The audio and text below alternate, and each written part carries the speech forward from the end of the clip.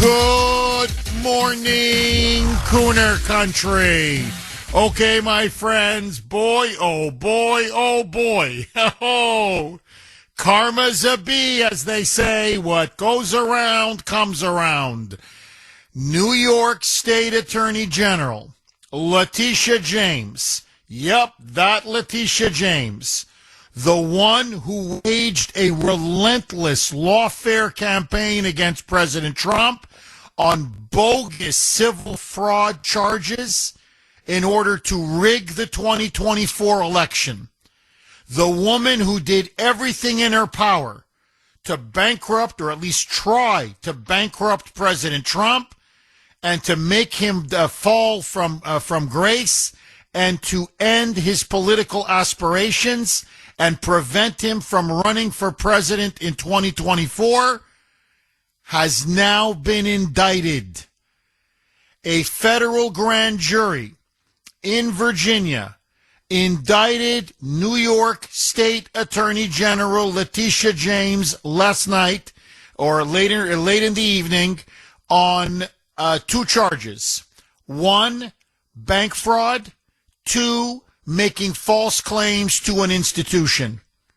And the problem now that she has, and the problem now that the Democrats have, and the media, who are doing everything in their power now to try to cover for her, protect her, prop her up, is that she's guilty, guilty, guilty. In fact, it screams guilty. Remember, this started in the spring when the head of the Federal Housing Regulation Agency noticed that on Letitia James's mortgage application forms, she repeatedly lied. On her income tax forms, she lied. And what she lied about in particular, and this is why now she was indicted, is that she claimed a place in Virginia. Remember now, she's the New York State AG. She's from New York. Her place of business is New York. She bought and she already has a brownstone, 5 units in fact, in New York. She's claimed that she bought another property, a home, 3-bedroom home in Norfolk, Virginia. And then she wrote down on the mortgage application that this was not going to be an investment property. In other words, I'm not going to rent this out to anybody. This is going to be my secondary residence. This is what she claimed, that this was going to be her residence property. Well, guess what? She lied. And she intentionally lied, because on her own tax returns, she cited over and over again rental income from that property. She was renting it out, and she rented it out from the very beginning. And the reason why she claimed on her form that this was going to be a residency for her and not a rental, an investment property or a rental property, is to get a much more favorable loan rate. She was saving and pocketing nearly $20,000. If you claim that you're going to live in a home, banks will give you a much lower interest rate and much more favorable terms. Why? Because they think you're less of a risk to foreclose. It's obvious. If you live in something, you don't want to be out on the street. So you'll do everything in your power to make your payments. But if it's an investment property, okay, you win some, you lose some. Some investments you make money, some investments you lose money. That's why they charge you a much higher rate, and because it's a much more riskier loan. So she deliberately lied. She engaged in blatant bank fraud and in blatant mortgage fraud. And of course, she lied to the bank. She lied to the lender. Now, on top of all of this, it's a double lie, because she claimed that her home in Virginia was the primary residence, when on another loan for a home in New York, she claimed that one was the primary residence. So you can't be in two primary residences at the same time. Now, she is claiming that this was just a quote-unquote innocent mistake, that she didn't mean to lie, that she just, I don't know, I checked the wrong box. How the hell did this happen? I have no idea. Look, the case is very simple, and that's why she's going down. And just so that you know, bank fraud, mortgage fraud, wire fraud, making a false statement to an financial institution, combined could get her 60 years in jail. Now, she's not going to do the full 60. She'll probably do 3 or 4 years. But the fact of the matter is, she's going to go to prison and most likely pay a multi-million-dollar fine. And most importantly, she will not be able to remain as the Attorney General of New York. Now, it's very simple. Really, this is not complicated. When you go on a form, they ask you, is this your primary residence or is this an investment property? If you can read, you know exactly which box to check. And furthermore, they ask you the follow-up question. Do you plan to live in this property for 6 months and 1 day? Meaning for the majority of the year. So 6 months and 1 day. So they ask you multiple questions. Now, unless reading English is too difficult for her, unless answering the most basic math questions are too difficult for her, in other words, she's not fit to be the Attorney General of the state of New York, then I'm telling you, so if she's going to argue to us that she has the IQ of someone, I don't know, 10, her IQ level is 20 or something like that, or whatever, 5 in single digits, that literally I don't understand what this is saying. So unless she's going to argue that, she's got no defense. She blatantly committed fraud. By the way, on another loan, she claimed her father was her husband. I mean, this just goes on and on and on and on. Okay, so she's a criminal. She's a grifter. She's a liar. She's a fraud who, as I said earlier, deliberately, premeditatedly waged lawfare against President Trump in order to rig the 2024 election. And now, after getting Trump on this ridiculous civil fraud case, which, by the way, the $500 million that she wants him to pay in this civil case, a court has now thrown out, saying you want him to pay $500 million for allegedly inflating the value of his own properties? In other words, poor bookkeeping? You want to destroy this man and his business? $500 million? They laughed her out of court. And now it's being appealed to the highest court in New York, the state Supreme Court. But she's got problems of her own. Let that go. She's got her own problems. Listen to her now. Play the victim. Play the martyr. That now she's accusing Trump and his Department of Justice and the U.S. Attorney for Eastern Virginia as now weaponizing the Justice Department to go after their political foes. Oh, that's rich coming from her. Really. That's like the pot calling the kettle black. Roll cut 17. This is a Twitter video that Letitia James released responding to the indictment. Roll cut 17, Mike. This is nothing more than a continuation of the president's desperate weaponization of our justice system. Yeah. He is forcing federal law enforcement agencies to do his bidding. Yep. all because I did my job as the New York State Attorney General. These charges are baseless. Yep. And the president's own public statements make clear that his only goal is political retribution at any cost. Yep. The president's actions are a grave violation of our constitutional order and have drawn sharp criticism from members of both parties. You know, the expression on the internet, you F around, you find out, F-A-F-O. Well, she F'd around, and now she's finding out. So get ready to put your big fat ass in an orange jumpsuit. This woman brought this all upon herself. And let me use her own words against her.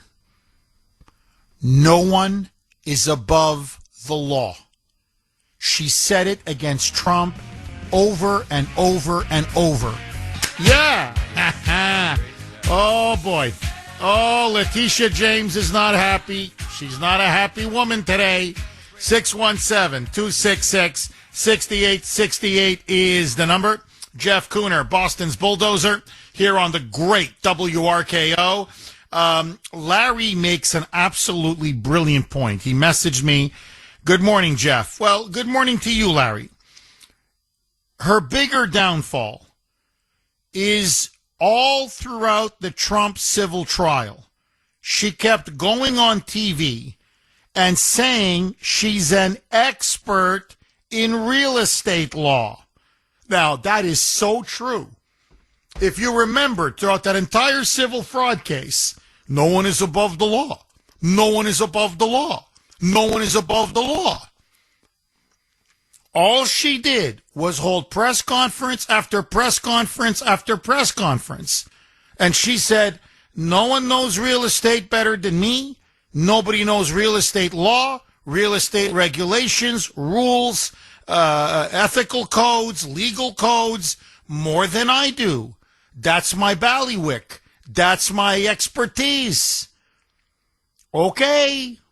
Well, so now you just use her own words against her. So don't claim ignorance now. Don't claim you were naive. Don't claim you don't know what you were signing when you based your entire prosecution against Trump on the fact that you were the biggest real estate expert, the biggest expert in real estate law in the entire state of New York. You phony, you fraud, you. No, what is to me incredible, and it just shows you how psychotic, and I'm choosing my words very carefully, how psychotic this woman is. And by the way, this property was purchased in 2020, before she decided to go after Trump. So you are literally committing mortgage fraud. You're lying on application after application. You're defrauding financial institutions. And yet you go after Trump on inflating his real value of his real estate holdings? It's mind-blowing. Seriously, it's absolutely mind-blowing. The chutzpah, the double standard, the hypocrisy. The shamelessness of this woman. Shameless. Absolutely shameless. Now, let me just say this. She made a big deal about this.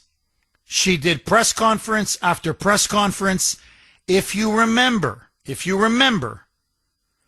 when Trump was indicted, and then Trump had to appear in court, and Letitia James was bragging that she was going to bag him, that she was going to break his entire financial empire, she was going to bankrupt Trump, and she was going to essentially make it impossible for him to run for the presidency in 2024. So this was the Democrats' kill shot. They were going to ruin and destroy the leading presidential candidate at the time to save Joey and save the Democrats and keep the White House in their hands. It was the most politicized prosecution in the history of the United States. Legal expert after legal expert after legal expert came out and said this is an unprecedented case, what she did against Trump. In fact, Kathy Hochul, if you remember, after the civil fraud ruling against Trump in front of a Democrat partisan jury, real estate people, real estate companies, realtors were saying, we're all going to leave New York. If they're going to get Trump on this, they're getting all of us.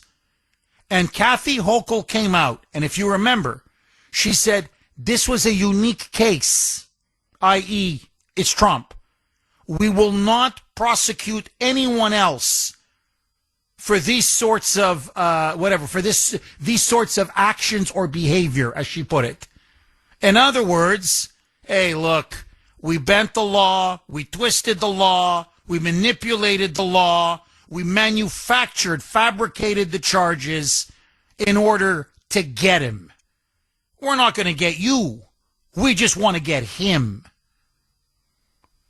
You want to talk about weaponizing the justice system? You want to talk about retribution? You want to talk about a political prosecution to destroy your political enemies and opponents? She's Exhibit A. She's the poster child, Letitia James. And now, what is it, sweetheart? You don't like the taste of your own medicine? You don't like it now when the shoe's on the other foot? When the tables have turned against you? And the difference, this is the difference. Trump was completely innocent. He paid more in taxes because of what he did. Literally, it cost him money. And as they testified in court, every lender said, he paid us back in full. And in fact, they even said, would you do business with him again? They go, you better believe it. So, nobody was defrauded. There was no victim. He paid back every single loan. He paid taxes through his teeth. In other words, the state got more money. The banks and the lenders got paid. Nobody was hurt. Literally, everybody won. And they still went after him. She, on the other hand, is guilty as sin. But what did she say? What did she say? Roll cut 17A, Mike. My message is simple. No matter how powerful you are, no matter how much money you think you may have, no one is above the law. And it is my responsibility and my duty and my job to enforce it. The law is both powerful and fragile. And today in court, we will prove our case. I thank you all for being here. Yeah, well, no one is above the law. Today, justice has been served. Today, we prove that no one is above the law. My message is simple. No matter how powerful you are, no matter how much money you think you may have, no one is above the law. Okay. Many of you are emailing the Kuhner Man, texting the Kuhner Man, saying, Jeff, please call her Litigious James. Okay. Ask and you shall receive. Litigious James. Well, she's got some some litigation now on her plate. 617-266-6868. 6:32 now on the great WRKO. Jeff Kuhner, Boston's bulldozer. Okay, a couple lines are open if you want to jump on. Let me ask you, the great audience of Kuhner Country. A, are you surprised at the indictment on bank fraud and on false statements to a financial institution that litigious James, Tish, as she likes to go by, is now facing years in prison and a multi-million-dollar fine? Do you think she will be found guilty? Do you support this indictment? And let me ask the more general question. Do you believe that now other key Democrats who were part of this effort to destroy Donald Trump, lawfare, collusion with Russia, the lying, everything they did to smear him, villainize him, frame him, that they are going to get their comeuppance as well, that they will be held responsible and accountable for their illegal criminal behavior. You know, I'll tell you this, media reports are now saying that John Bolton, who mishandled classified information in order to write a nasty anti-Trump book, basically a Trump hit job, now he's going to be indicted potentially within the next couple of days. So the Walrus may get indicted. Then you're now looking at Adam Shifty Schiff, pencil neck. He engaged in blatant mortgage fraud. I mean, that you can't even get more blatant than that. Claiming a property in Maryland as his primary residence, while also claiming a property in California as his primary residence. And of course, he's a senator from California. So now they've been investigating him for blatant bank, wire, mail, and mortgage fraud. So Adam Schiff now may be the next to fall. And of course, Comey was indicted a couple weeks ago. He was arraigned in court just a couple days ago. So what you're now starting to see, slowly but surely, is that these deep state criminals are finally being held to account. And I agree with Grace on this, my wonderful wife, my better half. Even if they're not sentenced to prison, even if they get some corrupt Obama judge or some corrupt Biden judge to bail them out, just the fact that they've been prosecuted, just the fact that they've been indicted, just the fact that they have to spend money on lawyers, on litigation, on being in court, and having their reputation ruined and destroyed as everything is made public about their seedy, corrupt, abusive, and criminal illegal behavior. It's going to make them think twice if they ever come back to power again. Because then they'll realize it's not going to be without any consequences. It's not going to be with impunity. You know, Peter Navarro, who went to jail over nothing, literally nothing. That was another pure political prosecution, okay, a persecution, said, you have to start indicting these people because if there are no consequences, they think they can just do it again and again and again. And every time they come back to power, they're just going to get worse and worse and worse. They're going to get more emboldened. So he goes, you have to go after them. You have to send a message. If you go down that road, you are going to pay a price. And so that's why I fully support the Comey indictment. I 1,000% support this indictment of Litigious James. I support Adam Schiff being indicted. I don't know what they're waiting for. John Bolton, John Brennan, Clapper, the whole Andrew McCabe, Peter Strzok, the whole freaking criminal cabal. All of them. Agree, disagree. 617-266-6868 is the number. Letitia James, Litigious James, indicted on 2 felonies. Agree, disagree. Alan in New Hampshire. You're going to kick us off, Alan. Thanks for holding and welcome.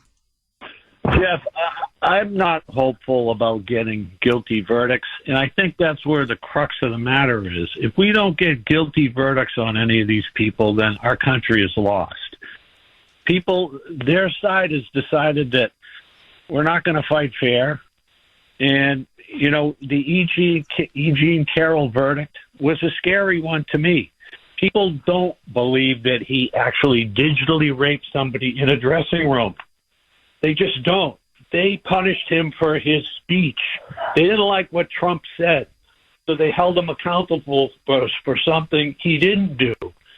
And that, to me, is scary. And these, you know, the jury pools where these trials are going to be held, shows that evil has taken over the country, and it's a fight to the end. You know, Alan, you make an absolutely outstanding point. I got to tell you, really. Look, the E. Jean Carroll case was such a miscarriage of justice.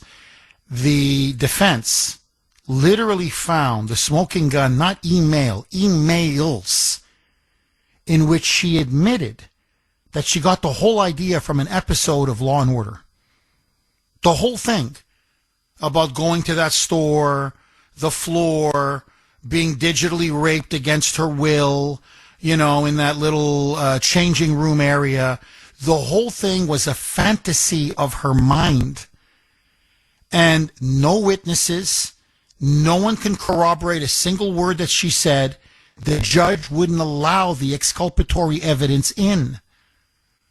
Furthermore, you know that she accused over a dozen other men of having raped her as well, including the former head of CBS, Les Moonves, that apparently he raped her in an elevator, that she has a history of going after very powerful men and claiming rape after rape after rape after rape.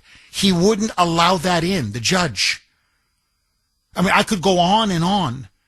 She went on Anderson Cooper, CNN, and said her words. These are her words, not mine. I fantasize about being raped. And then she went on to say most women fantasize about being raped. I.e. almost like they like it. Like, you know, I'm so desirable. No, really, I'm so desirable that they got to tear my clothes off and they got to rape me. Like they got to have me. I mean, I'm serious. That's wee-oo. Never mind, I can't even say on the air what she calls her pets. The sexual terms that she uses to call her pets. The woman is nutty as a fruitcake. All of that exculpatory evidence the judge refused to allow because the judge was in on it with the jury. Get Donald Trump at all costs. And it goes back to what Beria famously said, Lavrenti Beria. He was Stalin's, essentially his executioner, his number two man. And Stalin was talking about some guy, and Beria said, don't worry, comrade, don't worry. Stalin, don't worry. Show me the man. I'll show you the crime. Let's have some vodka. Na zdravie. Let's click some glasses. In other words, show me the man. I'll manufacture the crime. Relax, we'll get him. That's literally what they did to Trump. And Letitia James was at the center of it. Now, who was pulling her strings? Well, it was Alvin Bragg. We know that. It was Biden. It was his Department of Justice. It was Merrick Garland. There's no question this was all orchestrated from the Biden White House and the Biden DOJ. But the fact of the matter is, Letitia James was the one who went out and did everything in her power to destroy Trump and to run him through the mud. Okay, let me ask you. Let's put another quick log on the fire, my friends, as I like to say. Now, yes, baby, that Letitia James, okay, Tish James, has now been indicted on 2 counts. Bank fraud, making false statements to a financial institution, which is going to carry many years in prison and a massive fine, and she's in trouble. I'm telling you, they got her dead to rights. If this is anything remotely approaching a fair trial with an impartial jury or something close to an impartial jury and something close to an impartial judge, this woman is going to go to prison, and she's going to go to prison for a couple of years. She nakedly lied. She repeatedly lied. She deceived the banks. She deceived the lenders. There's no question. There's no question. My question to you is, do you think she will go to jail? Will there be justice? That's number one. Number two, who do you think will be next? Comey's been indicted. Now it's, Tish's turn. She's now been indicted. Is it going to be Bolton? Who would you like to see next? Bolton? Schiff? Schiff would be huge. He's a senator, California, a liar, one of the leaders of the resistance for the Democrats in Congress. He's another one who engaged in obvious, naked, blatant mortgage fraud. I mean, screams mortgage fraud. Do you want to see him be next? Who would you like to see them go after? Brennan? Clapper? In other words, now, the dominoes are starting to line up. And who would you like to see fall next? And will anybody go to jail? 617-266-6868. Now, let me ask this question. Is there anybody out there, I'd love to hear from you, that opposes these indictments against Letitia James? That believes that Trump is making a mistake, or to be more accurate, his Department of Justice is making a mistake in going after Letitia James? Let me play this cut on CNN. This is CNN. Because the media is already circling the wagons. The Democrats are going berserk. Schumer now said we're in a dictatorship. This was his response last night, that we are now living in a dictatorship. This is now an authoritarian regime. Trump is now officially a tyrant, that he has some kind of an imaginary enemies list, that this list is getting bigger and bigger and bigger, and that Democrats now need to make their stand, and they need to support Letitia James with everything that they have. So the Democrats now say, their words, our democracy is at stake. Listen now. This is Casey Hunt on CNN defending Letitia James from mortgage fraud charges. Listen now to this twisted reasoning. Roll cut 18, Mike. Tish James, and again, we're still getting the details, but if it's related to this mortgage issue, I mean, this is something that everyone in America, or many people at least, if you're lucky enough to be able to buy a house in America, you deal with this, right? The federal government doesn't go after all of these people for doing this. Does that play a role here? I mean, how often has there been a federal indictment for a bank fraud type of situation like the one we see here?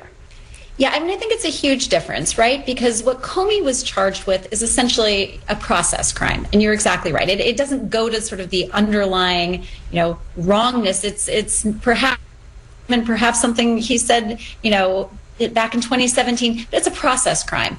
Mortgage fraud is something, it is really bread and butter of most of the prosecutors' offices in federal offices across the country. In other words, everybody does it. Like, this is now their argument. Now, first of all, look, notice they didn't ask this question when Letitia James went after Trump for supposedly inflating the real estate value of his properties.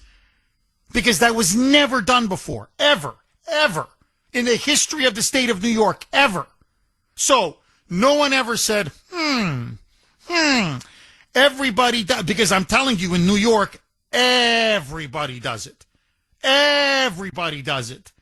Again, not to repeat myself, to the point that it sent shockwaves. People, it was a chilling effect. They were ringing Kathy Hochul's phone off the hook. Realtors, real estate agents, property developers, investors saying, if you're going to go after Trump on this, I got to leave New York. I mean, we're dead. We're dead meat. We're dead in the water. And so she actually publicly issued a statement. You can look it up. Don't take my word for it. Where she said this was a quote-unquote unique case. No, we won't go after you on this. Stay in New York. Don't worry.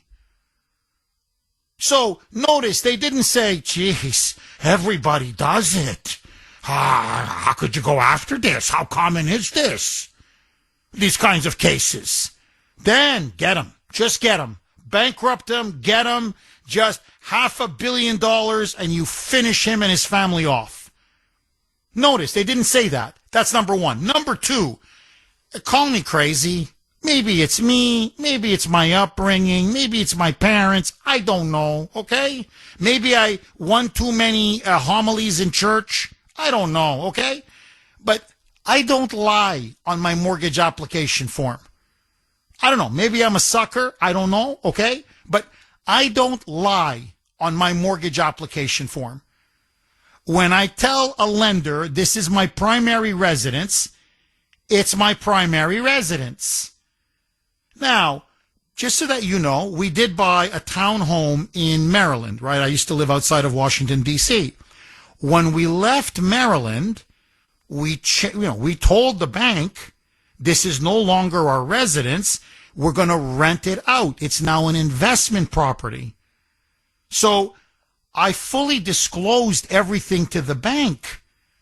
I didn't lie to the bank. Now, I'm not Letitia James. I'm not the state attorney general.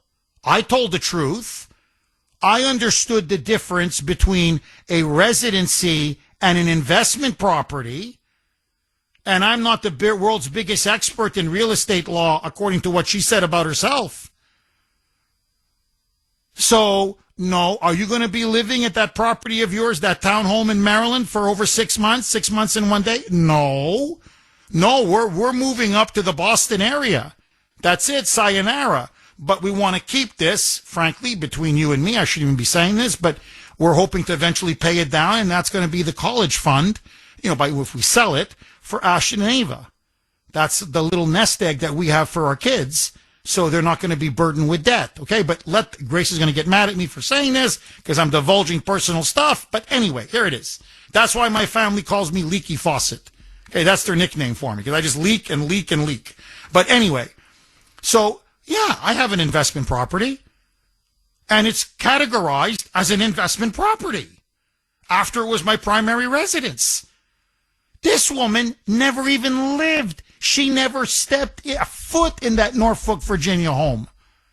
In fact, the neighbors to the home said, we've never seen her, meaning Litigious James. Interview after, because we've never seen her, ever. Ever, ever, ever, ever. Not once. Not for 1 millisecond. So, she never lived in it. It was never her residence. It was never her intention to be her residence. She put it down on paper to defraud the freaking bank and the lenders. It's so obvious. Suddenly now, everybody does it. I don't do it, and I'm sure most people don't do it. Now, I thought no one is above the law. This is the Attorney General of the state of New York. And this woman can't be counted on to not break basic housing and rental laws and bank laws. Her job is to follow the law. You know the old saying, those in glass houses shouldn't throw stones. She lived in the mother of glass houses, and all she did was cast stone after stone after stone at Donald Trump. Now, this is indefensible. Her behavior is completely indefensible. Her actions indefensible. So now their excuse is remember they did the same thing for Bill Clinton. Everybody does it. And I'm like, I'm sorry, I don't do it. I don't drop my pants in front of every woman I see and say, kiss it. I don't have, forgive me, oral sex with another woman, never mind in the White House. Like, what planet are you people living on? And then lie about it under oath and commit perjury and suborn perjury? Like, what America am I living in? What country am I living in? What society am I living in? So, no, I don't lie on my mortgage application forms. You don't lie on your mortgage application forms, so why should she? defraud institutions to line her pockets. 617-266-6868. Agree, disagree. Joe in Abington. Thanks for holding, Joe, and welcome. Voted for this. Jeff, it's going to be what is that song, that Christmassy song? It's beginning to look a lot like Christmas with Letitia James, Fannie Willis, and Jack Smith, and hopefully Gene Carroll. They're all orchestrated. Each one of those cases against Trump was orchestrated from the auto pen people in the White House. Oh, you're dead on. Joe, honestly, you're dead on. No, Joe, what I'd love to see happen, and they didn't do it with Comey, and I was very disappointed, but they got a perp walker. I want her, the full thing. I want her in an orange jumpsuit. Now, apparently, it's going to be tough to get her size there, Joe. Like, especially on that massive rear end. They're going to have to get, they got to send it off to Italy, Joe, get the special seamstresses over there to, really expand it out on that rear end section. So it's going to take a while. We're going to have to get it custom made. But to get her in that orange jumpsuit and then put her in chains and have her perp walked, Joe, I swear to you, I would pay good money on pay-per-view just to see it happen. You on that. With Fannie Willis and Jack Smith, that would be a dream come true. And it's awesome that Comey's indicted. And you said, is John Bolton indicted now, or is he going to be? Yeah, next couple of days. That's the scuttlebutt now. A lot of media reports are saying he's already getting ready to be charged. His lawyers are telling everyone to get ready. He mishandled classified information. He took things he was told not to take to stuff it into his book that he made millions of dollars on, where he just viciously attacked Trump, as his former national security advisor. And so now he's going to pay the piper. So he may end up going to jail as well. At a minimum, he's going to pay a massive fine. A massive fine. But I think he's going to jail.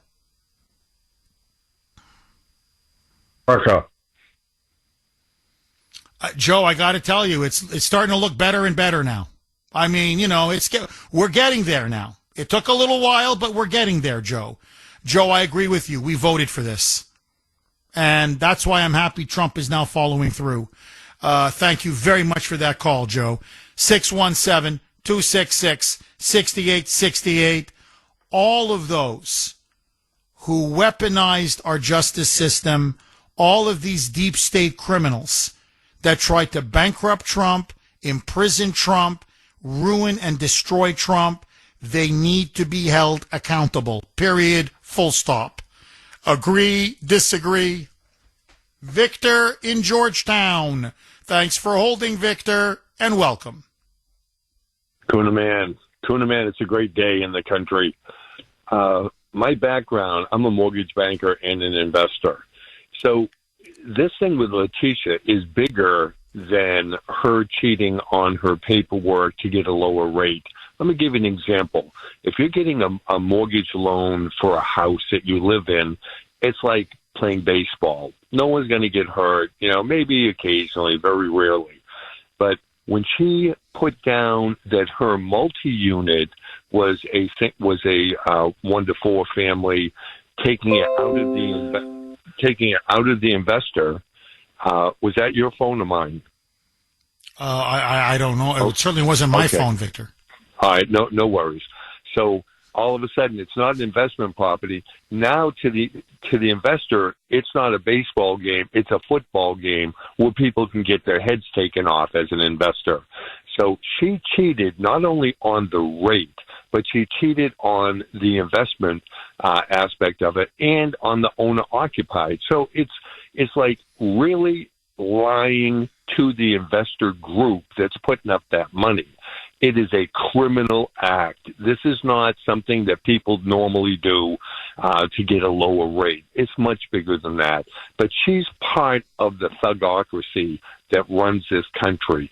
You know, the mayor of Chicago, the mayor Bass, that what a gem they have out in L.A., right? All those burnt down houses that, you know, that no one has done anything to help. The thing that I love about these people being indicted, and I don't personally care if they go to prison. What I do care about is that they're shown to the people that are on the bubble who they're going to vote for. It shows that these people are little corrupt little midgets. They would be nothing if they had to do what Kuhner does every day, get up and show up and do a good job. They don't do that. They just fit in and they're thugs. They just do whatever they want. They don't serve the people that they're supposedly paid to elected and paid, to serve. They are no good. And the thing I love about Pam Bondi, and I wish you'd cut her some slack, is that I know from the inside that she's lining these people up. It takes time for a legal case, for them to put together the information that is required for them to indict someone. It's not all that flash stuff that we can see, maybe a Rubio, who is the Secretary of State. She's got a much more behind the scene thing. She's getting the job done, and I am so great. I just can't. I'm so grateful that people that are on the bubble that are going to determine who's controlling the House of Representatives, in the next election, can look at these people and say, these people stink. I hate these people. That's what I'm looking for, Jeff. Victor, because you're an expert on mortgages and real estate, I want to play this cut, and I want to get your reaction. So this is Litigious James. She's speaking at an Association for Betterment New York. Now, this is when the accusations first came out, when all the information came out about her buying that property in Norfolk. She claimed that it was a residency. It was obviously a rental investment property.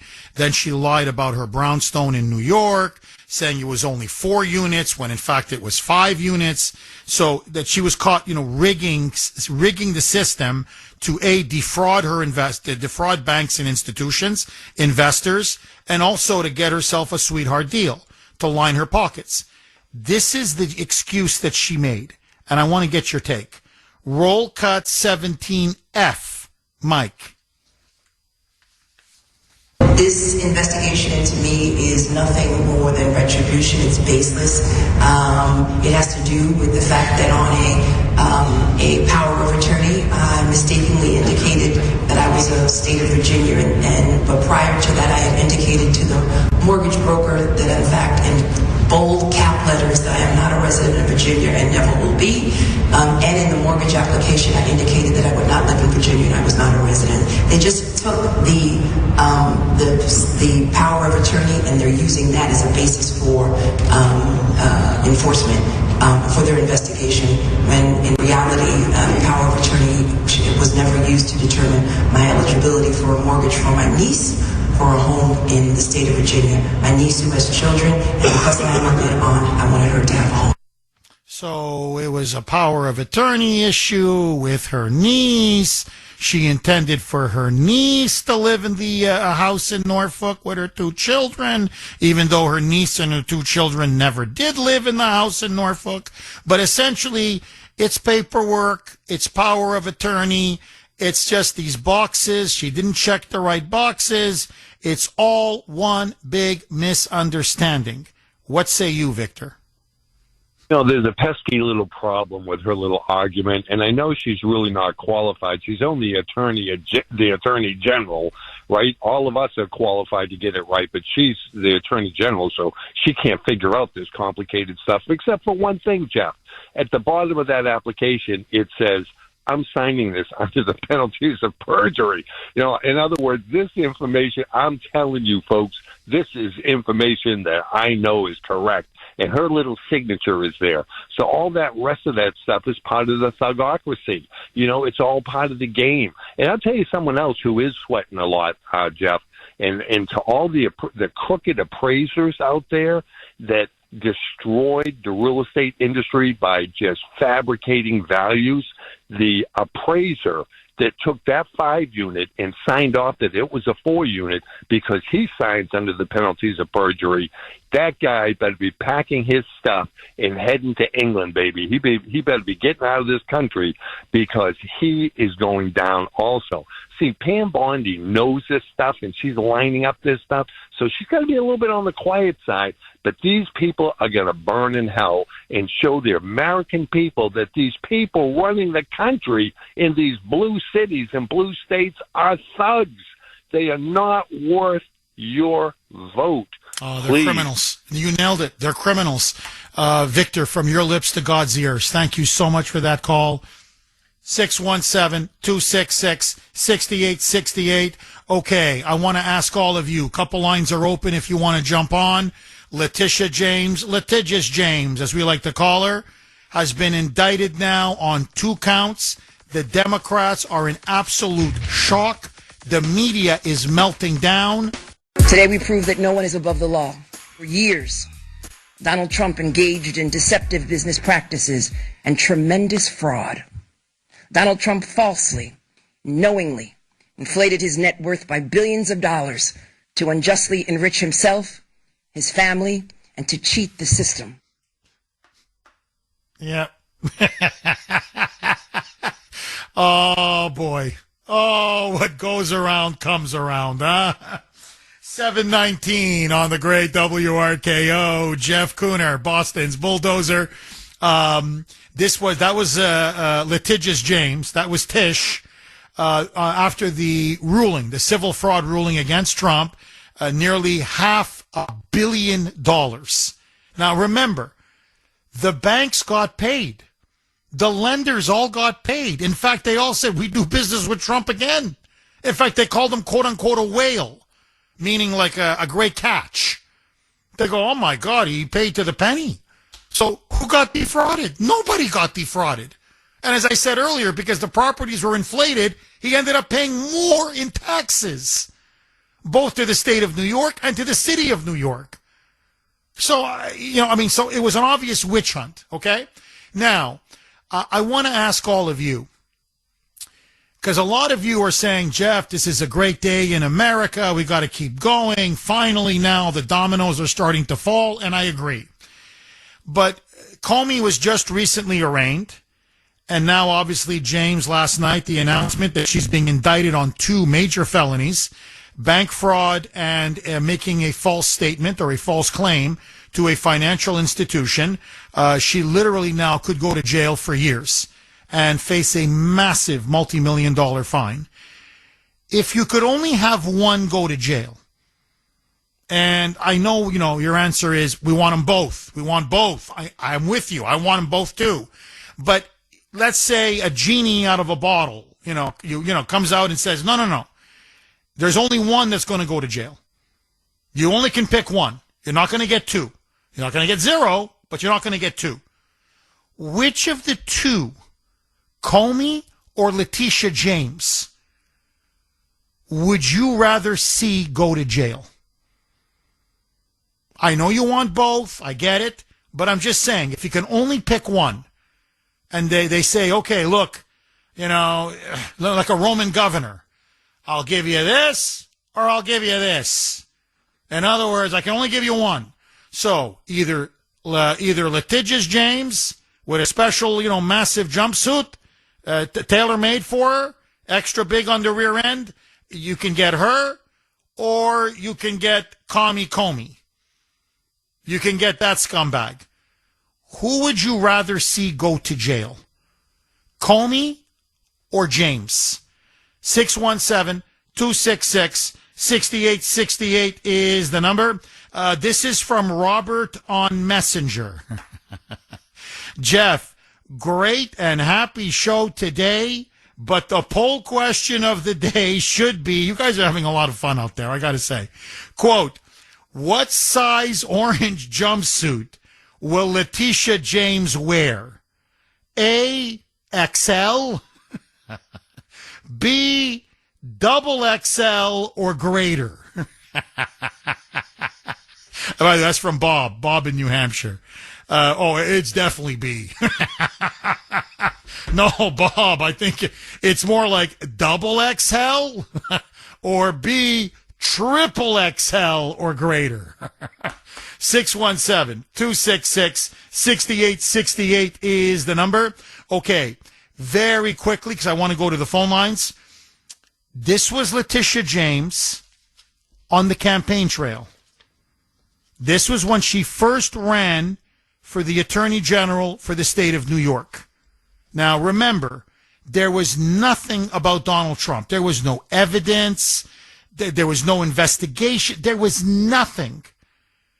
And do you remember, she promised on her campaign, as part of her campaign platform, she told voters the most partisan area in the country, the most anti-Trump, it's almost 100% Democrat, zero Trump voters in that part of Manhattan that she was elected, where she said, you elect me and I will put Trump in jail.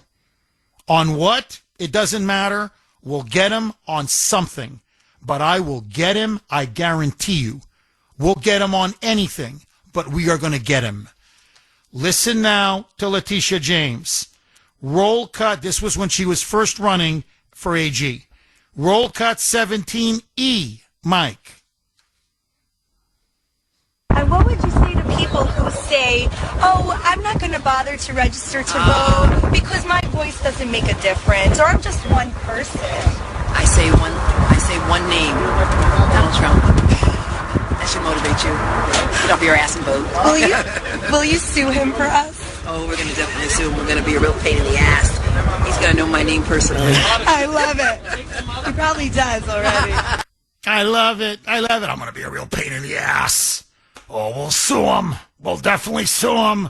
I'm going to be a real pain in the ass. He's going to know my name by the time I'm done with him. Well, okay. I mean, seriously, okay. Well, he knows your name. The whole country knows your name. How does it feel, baby? How does it feel? You like the fame? You like the notoriety? You see, you're a hero of the resistance. And now you're about to be perp walked and put in handcuffs. Those in glass houses shouldn't throw stones. And this woman went after Donald Trump on lies, fabricated charges on behalf of the Democrats and behalf of a vindictive White House and Biden Justice Department that were out to get Trump at any and all costs, to go after and destroy and imprison an innocent man. The whole time, this scumbag, this criminal, this fraud was defrauding banks and lending institutions. By the way, I've got people texting me, messaging me. Jeff, I'm in the process of buying a home. Do you have any idea how many pages I have to go through? How I have to swear to everything that I'm testifying to or writing down to? Every page, initial, sign. Is this true? Is this accurate? And if I don't sign or if the information I give is false, they're going to come after me, either fine me or imprison me. 617-266-6868. First Comey and now Letitia James. Indicted on 2 felonies yesterday. Bank fraud, making false statements or a false claim to a financial institution. And now Adam Pencilneck, is worried he will be next for mortgage fraud. But John Bolton now is going to be indicted. It is imminent any day for mishandling classified information. The dominoes are starting to fall. 617-266-6868. Who would you like to see indicted next? Very quickly, this is from Larry on Messenger. And Larry, as you know, relocated from Leominster to Arkansas. And so Larry says, just to show you how outrageous and egregious litigious James's behavior was and just how wrong and frankly illegal her mortgage fraud and bank fraud was, Jeff, I am going through the home buying process right now as we speak. I have to scrutinize every page before initialing and signing. Even if my agent makes a mistake, I am ultimately responsible for the truthfulness of the contract. You see, Larry, everybody is, except for her. That's how the Democrats roll. She's now making the argument that she's above the law. Well, let me throw her own words right back at her. No one is above the law. Even you, Letitia James. 617-266-6868. Bill in Sudbury. Thanks for holding, Bill, and welcome.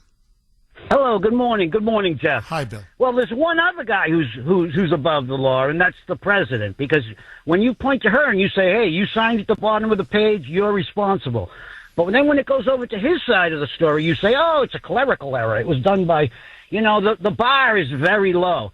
The other thing is how unsurprised everyone is that the president is using the justice system to get even, to use it as an institute of revenge personally. It all feels you're very mad about her mentioning him on the campaign trail, but you never quote the midnight all caps rage tweets about her. I think pound for pound, he said way more things about her than she ever did to him. Bill, honestly, I don't understand what you just said. Yeah, I'm being honest with you. I listen to you, and it's like, again, you sound half insane. Number one, just for the record, and if you can just answer my question, I know you can't, but just for the sake of argument, can you just try? In the civil fraud case that Letitia James brought against him, by the way, unprecedented in the history of the state of New York. Never before was a case like this ever brought. Okay? What crime did Donald Trump commit? Who did he defraud?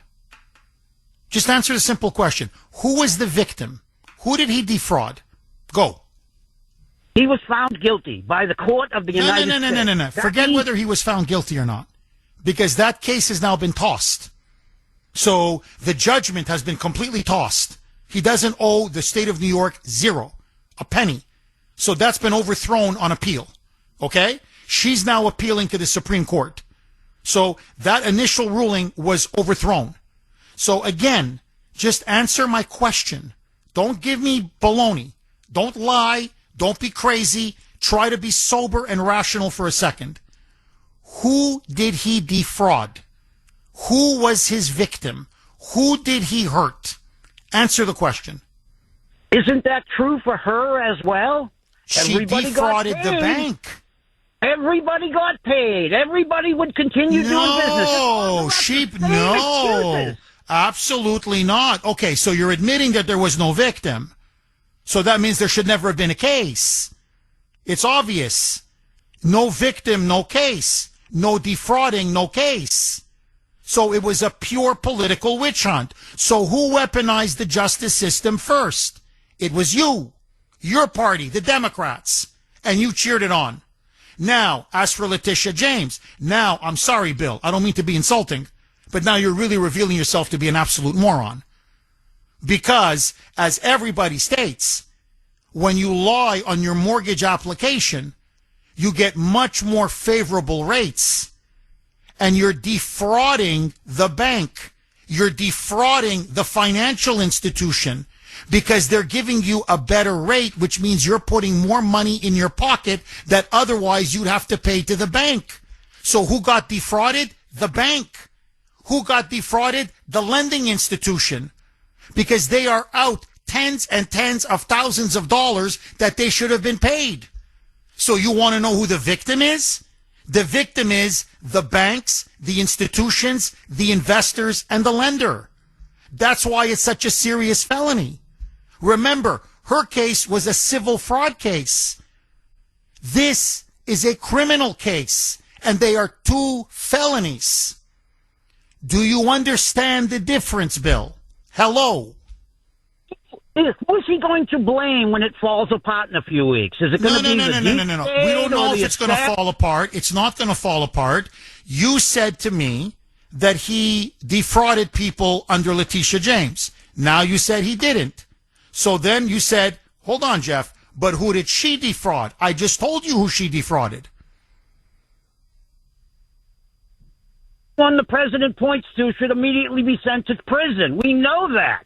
That's where you are now. All right. Anybody that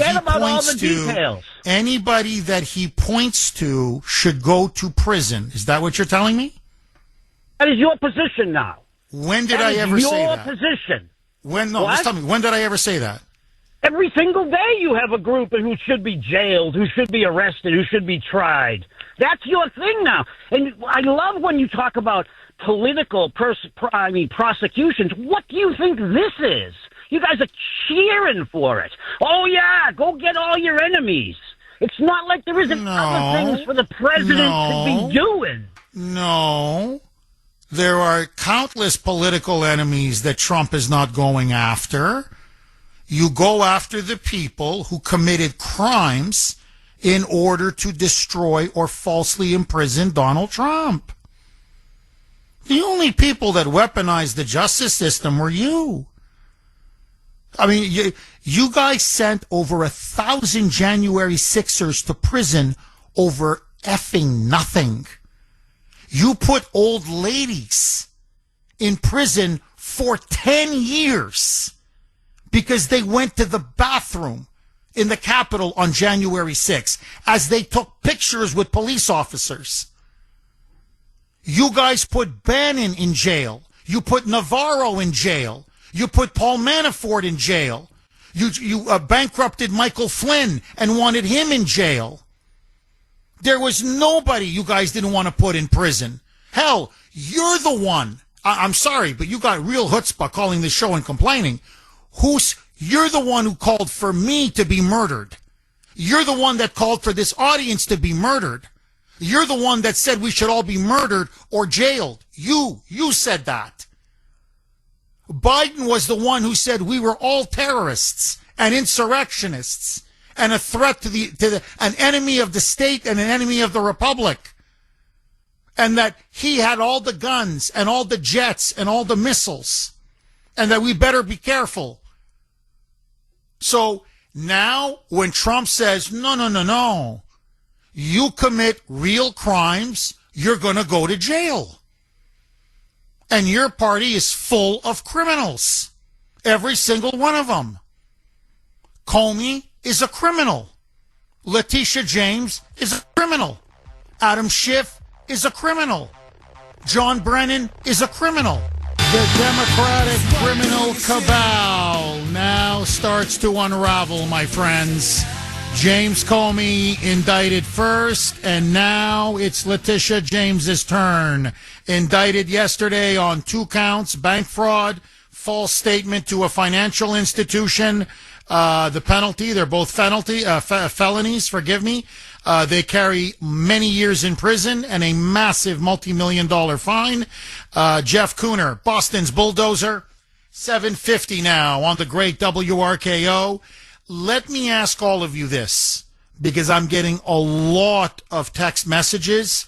I wouldn't say it's a majority, but it's a substantial minority, a good volume of texts from the great audience of Kuhner Country saying, Jeff, it's not that we don't think she deserves to go to jail. It's that we all feel that they get indicted and that nothing in the end will come of it. That either Letitia James will skate or James Comey will get away with it or it will be a proverbial slap on the wrist, but that there will be no real accountability and justice in the end. And I'm just curious, do you feel like that? In other words, we've been asking for her to be charged and indicted and arrested. We were asking for Comey to be charged, indicted, and arrested. And yet, some of you are happy, I get it, but many of you still remain cold, aloof, cautious, skeptical, lukewarm. And I'm just curious, are you just cynical? You think in the end, this will be much ado about nothing? Or do you think Trump needs to focus on even bigger fish? 617-266-6868. Lines are blazing. Lou in Rhode Island. Thanks for holding, Lou, and welcome. Yeah, how you doing, Jeff? Hi. Bill actually gave the talking points of the Democrats and the media these days.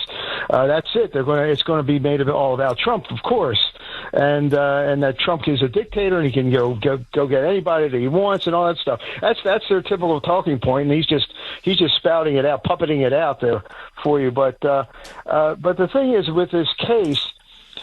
As a matter of fact, let me get to answer your question. I would rather see Comey go than her, because Comey was a direct threat to the Republic, and he is just one nasty guy. And even with all this, he put out that 86-47 thing.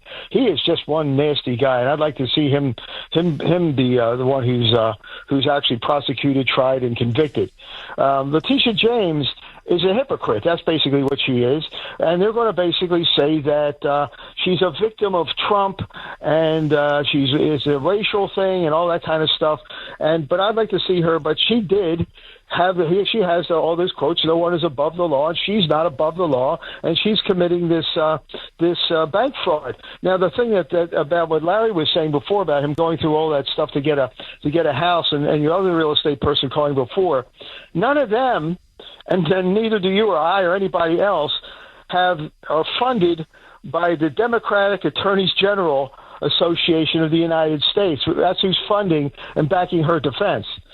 Plus, New York recently passed that she hasn't not touching yet, but she might, a $10 million defense fund. I mean, nobody has that to fall back on. Look what the Democrats do to support their criminality. They create these defense funds and everything to defend her. That means, that really shows that most of them actually are crooks. But the thing I want to say about Trump, too, is I want Trump to just stay out of it. Don't say anything. It's like in The Godfather where Corleone says about Barzini, about hiring people to sell the drugs. He says, Barzini will know without me having to tell them. His attorney general and his cabinet should know what he wants without him having to say anything. He should say, we'll leave it to the courts to decide. I think the more he comes out there and goes after these people personally, the more that he builds a defense's case for them and takes the mind off the actual criminality of the case.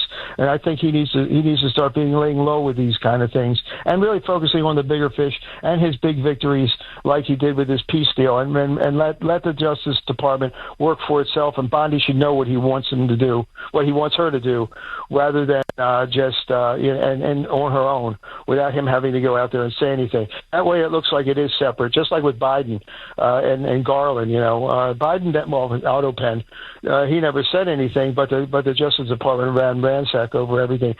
Two other people I think I would like to see go down are Jack Smith and Michael Colangelo. Remember those guys? He was basically, Colangelo is like the mastermind of that whole thing in New York, isn't he? And he was the one who helped put together this whole crazy case that James was pushing.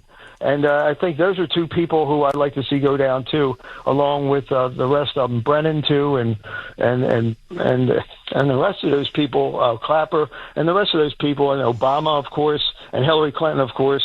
But we'd like to see something actually get done and like to get a conviction. I think the best path to conviction would be Comey, because he's just a nasty guy, and he's not a sympathetic guy, and he's not a guy that people are going to actually come out and like they will with James because of the racial issue, and they'll push the race issue, and she has much better backing than Comey does, I think, as far as a defense fund is concerned.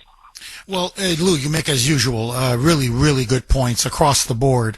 Look, I would just say this. I agree with you. I think of the two, I want them both in prison, obviously.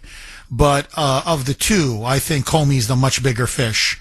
What Letitia James did was disgusting. It was very destructive.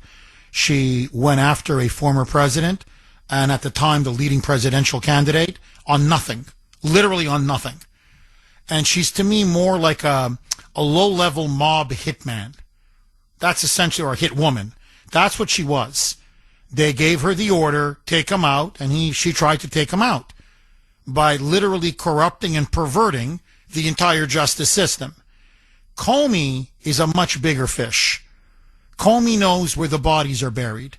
Comey was at that instrumental, pivotal meeting with Obama in December of 2016, I believe it was December 12, whereby Obama gave the order, the Godfather, to use your, the Godfather analogy, the Godfather gave the order, we're going to frame Donald Trump as an agent of Russia, and you're going to help me do it. So, Comey, you're going to manufacture the evidence from the FBI, you're going to infiltrate them and co-opt them. Brennan, you're going to do it with the CIA. Clapper, you're going to do it with the DNI. In other words, he gave out all of his orders, and they were then going to completely corrupt the entire deep state to go after Trump, knowing he was an innocent man. To me, Comey's got to rot in jail for this. He's got to pay the ultimate price. That was treason, literally treason, in the greatest scandal in the history of the United States. So I agree with you, Lou. Comey is a much bigger fish. Look, as for Trump, I do think it's better for him to say less sometimes. But to be fair to the guy, I understand his anger and his frustration. I really do. You mentioned the Middle East, how he's got such a big victory now. It's been signed. The deal has been inked. The Israeli government has now approved it. Hamas has now approved it. Hostages are going to be coming home in the next couple of days. Trump now is looking to fly to the Middle East for the historic signing for this historic ceasefire in Egypt. And yet, what did the Nobel Prize Committee do yesterday? The Arab world recommended Trump to win the Nobel. Israel recommended Trump to win the Nobel. The European Union recommended Trump to win the Nobel. Literally, practically the entire world said he deserves the Nobel Peace Prize. For God's sake, give it to him. And what did the Nobel Prize Committee do? They stiffed him of the Nobel Peace Prize, and they gave it to some woman no one's ever heard of, Maria Corina Machado. And maybe all of you, so she's now the winner of the Nobel Peace Prize. And you're going to be asking me, Jeff, who the hell is Maria Corina Machado? She's an opposition leader to Nicolas Maduro in Venezuela. Now, look, I agree with her cause. Maduro is a communist, anti-American thug and a dictator. And it takes a lot of guts and a lot of courage to oppose that vicious, despotic regime. It's a brutal regime. And it's a barbaric regime. And so they're saying, well, for her work in helping to transition democracy and stand up for human rights, we're going to give her the award. But, opposing Maduro in Venezuela or bringing about an historic peace agreement in the Middle East, I'm sorry, the two just don't compare. And plus, remember, it's the Nobel Peace Prize. Peace. We could be bombing Venezuela any day now because of this simmering proxy war that's being waged between us and the drug cartels who are basically operating on behalf of the Maduro regime. So there could be no peace very soon in Venezuela. And they give her the award? That's why Trump gets mad. That's why Trump constantly feels frustrated. Because I'll tell you this, they gave Obama the Nobel Peace Prize just for being elected. He didn't do anything. Literally, he did nothing. So, can you imagine if Biden had signed this accord? Can you imagine if Obama signed this accord, or Hillary signed this accord, or if any other Democrat had signed this accord? they would have gotten 10 Nobel Peace Prizes. So that's why he goes on social media and he vents. Because frankly, he's got a lot to vent about. But anyway, I digress. Let that go. 8 o'clock, you know what that means. Kuhner's Call Log, Caller of the Week. It's time for Kuhner's Call Log, where we showcase our favorite caller from the week. I can hear you. Can you hear me? Thanks for holding, Dane. Who's more dangerous, Hamas or Antifa? And my answer is Antifa, and I'll tell you why. Abraham Lincoln, I think, paraphrased, we are not going to be defeated by an enemy abroad, but an enemy within. And this is why Antifa is so dangerous. They sit in our country here amongst us. Look what they're doing. Look what they're being endorsed by the Democrats, the deep state. They are such a danger to us, okay? Hamas sits over in the Middle East. And guess what? President Trump achieved peace over there. 8 down, and I say 2 more to go. And the 2 more to go for me is, okay, Ukraine, Russia. And then the most important is the United States of America. Bringing peace within the United States of America is the most important thing we can do. Because right now we have an enemy within Antifa and these dangerous, hateful people. And next week, it could be you on Kuhner's Call Log. Please, don't be a stranger. Call again. Dynamite call. Dane, I got to tell you, dynamite. Best audience in the business. 617-266-6868 is the number. Lines are loaded. Linda in Medford. Thanks for holding, Linda, and welcome. Thank you for taking my call. My pleasure, Linda. I'm really big on Hillary and Pelosi going to jail. But the problem I'm having with all of these individuals, I feel they should be tried for treason. To just charge lying to Congress or something like that. It sounds wimpy to me that you don't feel strong enough to go after the whole enchilada. In fact, I think Hillary should be charged with assisted suicides. I don't know anybody who has many people around them committing suicide is Hillary. That's funny. That's actually very funny, Linda. No, Linda, look, I do agree with you. Now, what I'm hearing, just take Comey as an example, because you're right. They went after him like it was, as I called it, low-hanging fruit. It was lying to Congress, which he did, and obstruction of justice, which he did. So basically perjury. They're getting him on perjury, which is, okay, it's a crime. It's a serious crime. But my God, there were so many other much bigger crimes that he committed. Now, what I'm being told is those are what's called holding charges. In other words, yeah, you charge them. They're serious. You know, they're going to go and prosecute him, but they're just there to set the stage for much bigger charges to come because the statute of limitation was coming up and they only had a few days to charge him, or else he would have gotten away with the lying to Congress. So they have him now on these charges, and that gives them more time to pile on even more charges. And what's got Brennan very worried, and that's going to be the big domino to fall. Bolton now is going to get indicted. It's going to be a blow, but not a fatal blow. Adam Schiff, they're going to go crazy when you go after Schiff. But it's naked mortgage fraud. He lives in California, and he's claiming primary residence in Maryland.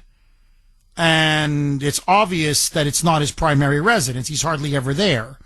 So, I mean, it's blatant mortgage fraud.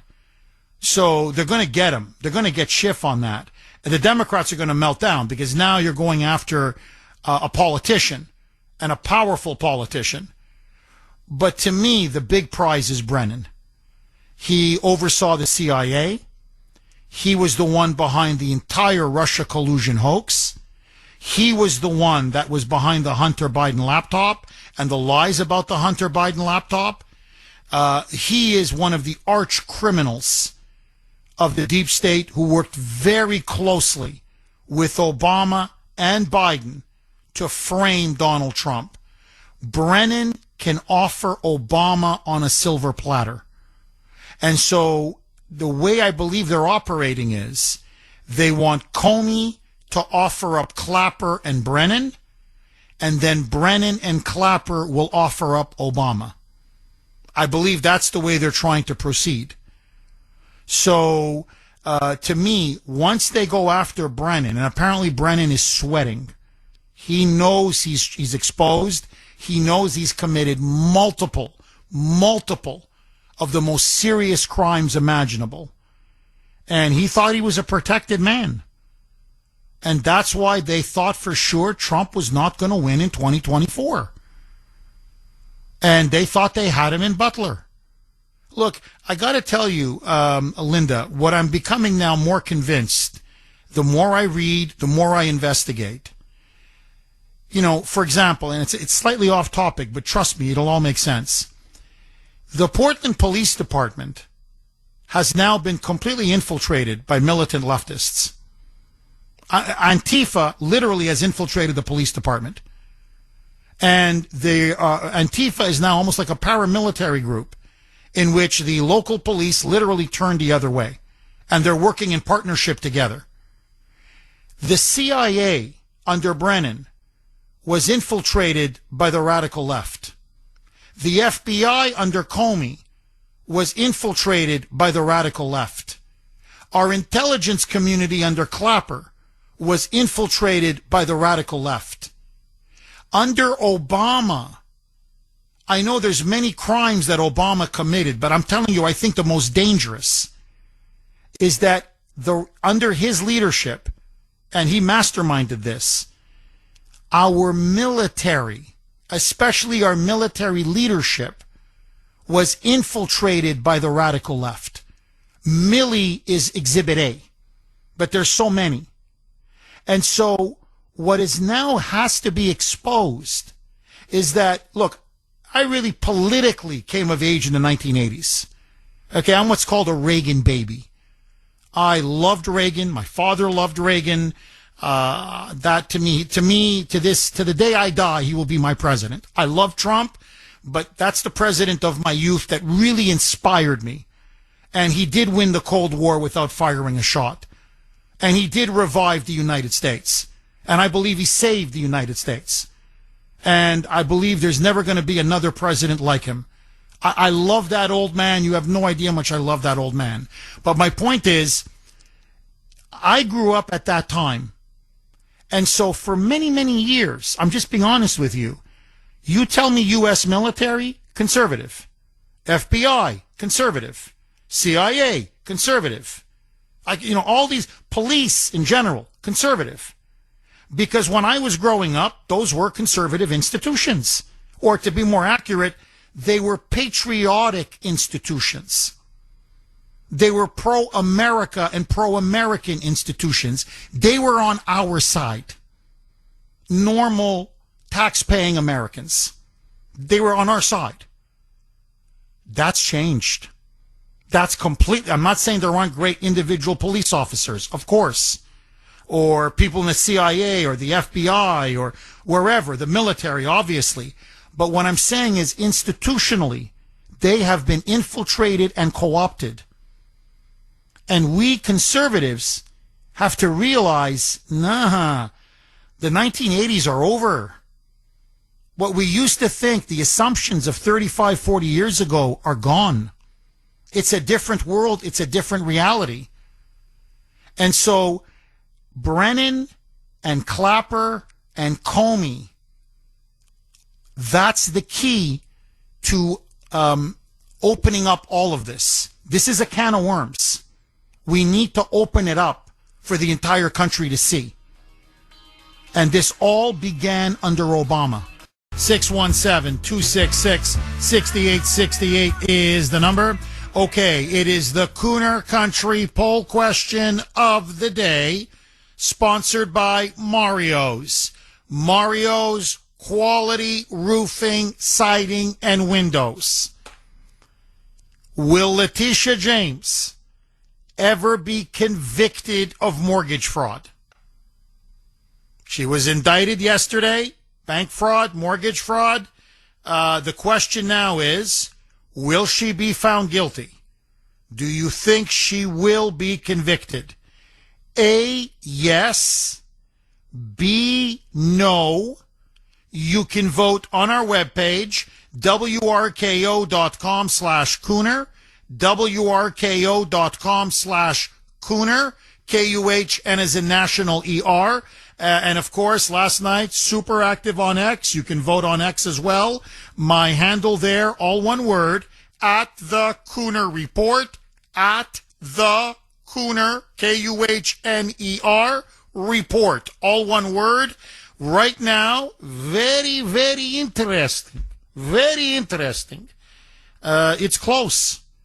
So far, 55.6% yes, 44.4% no. To round it all off, basically 55% of you say yes, 45% of you say no. So Kuhner country's almost evenly split, almost, slight majority, but almost evenly split on whether she will actually be put behind bars. 617-266-6868. Okay, very, very quickly, you need to hear this. This is from Roger Stone, well-known political operator and someone who's a staunch MAGA supporter. And here's what Roger Stone said on social media, and I think he's completely right.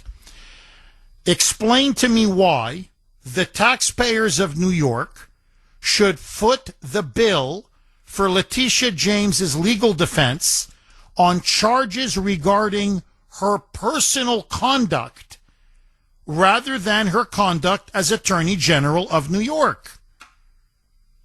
And as Lou in Rhode Island pointed out maybe, 20 minutes ago, half an hour ago, the New York Democrats, you want to see what a bunch of crooks they are? What a criminal cabal this all is?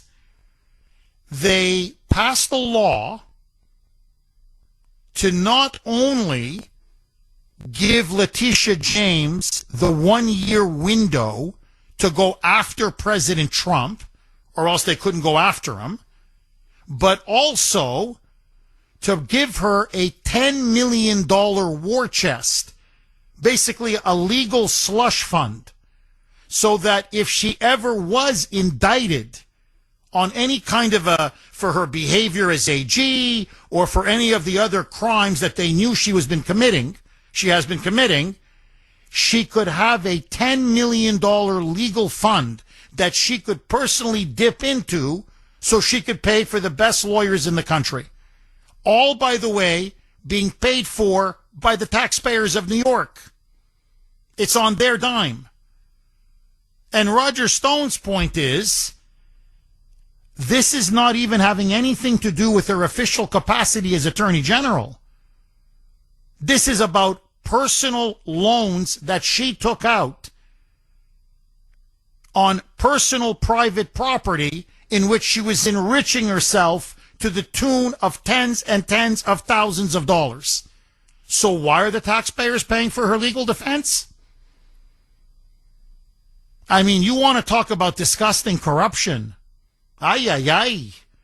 Okay, one more. And I just want to read this.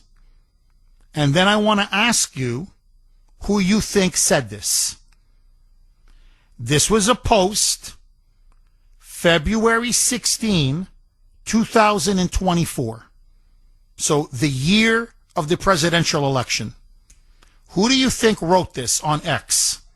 Quote, when powerful people cheat to get better loans, it comes at the expense of hard-working people.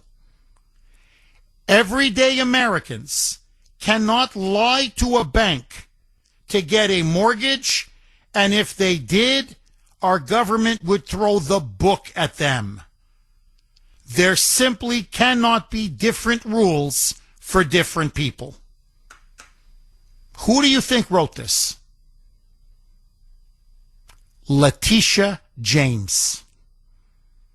Now, she was referring to President Trump. But her own words now, damn her, and honestly, they should criminally and legally hang her. When powerful people cheat to get better loans, which is exactly what she did, it comes at the expense of hardworking people. Check. Everyday Americans cannot lie to a bank to get a mortgage. Check. And if they did, our government would throw the book at them. Check. There simply cannot be different rules for different people. Check. And it turns out, when she wrote those words, she was actually the one committing bank fraud, not President Trump. I'm telling you, karma is, can't say it, karma is a bee. Jack in Lexington. We don't have to. Oh, jeez, Mike. 617-266-6868 is the number.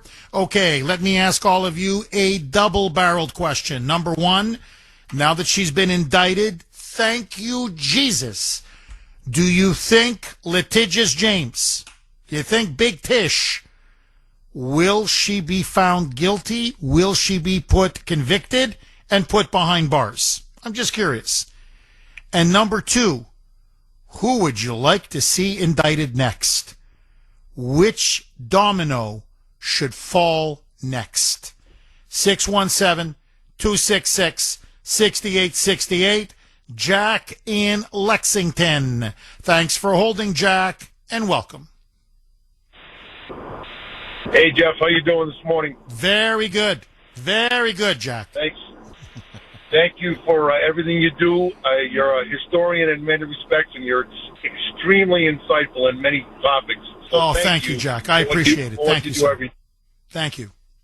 You touched on the Nobel Peace Prize earlier before getting onto the Letitia James nightmare, which I am wholeheartedly in favor of her being indicted and locked up.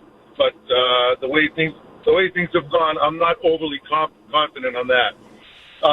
But regarding the Nobel Prize, as far as my lifetime, I just turned 63, I would be shocked to see if Hamas was able to truly abide by the terms in the agreement.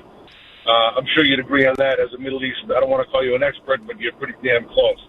So if this plays out the way it's supposed to, Trump should absolutely receive it.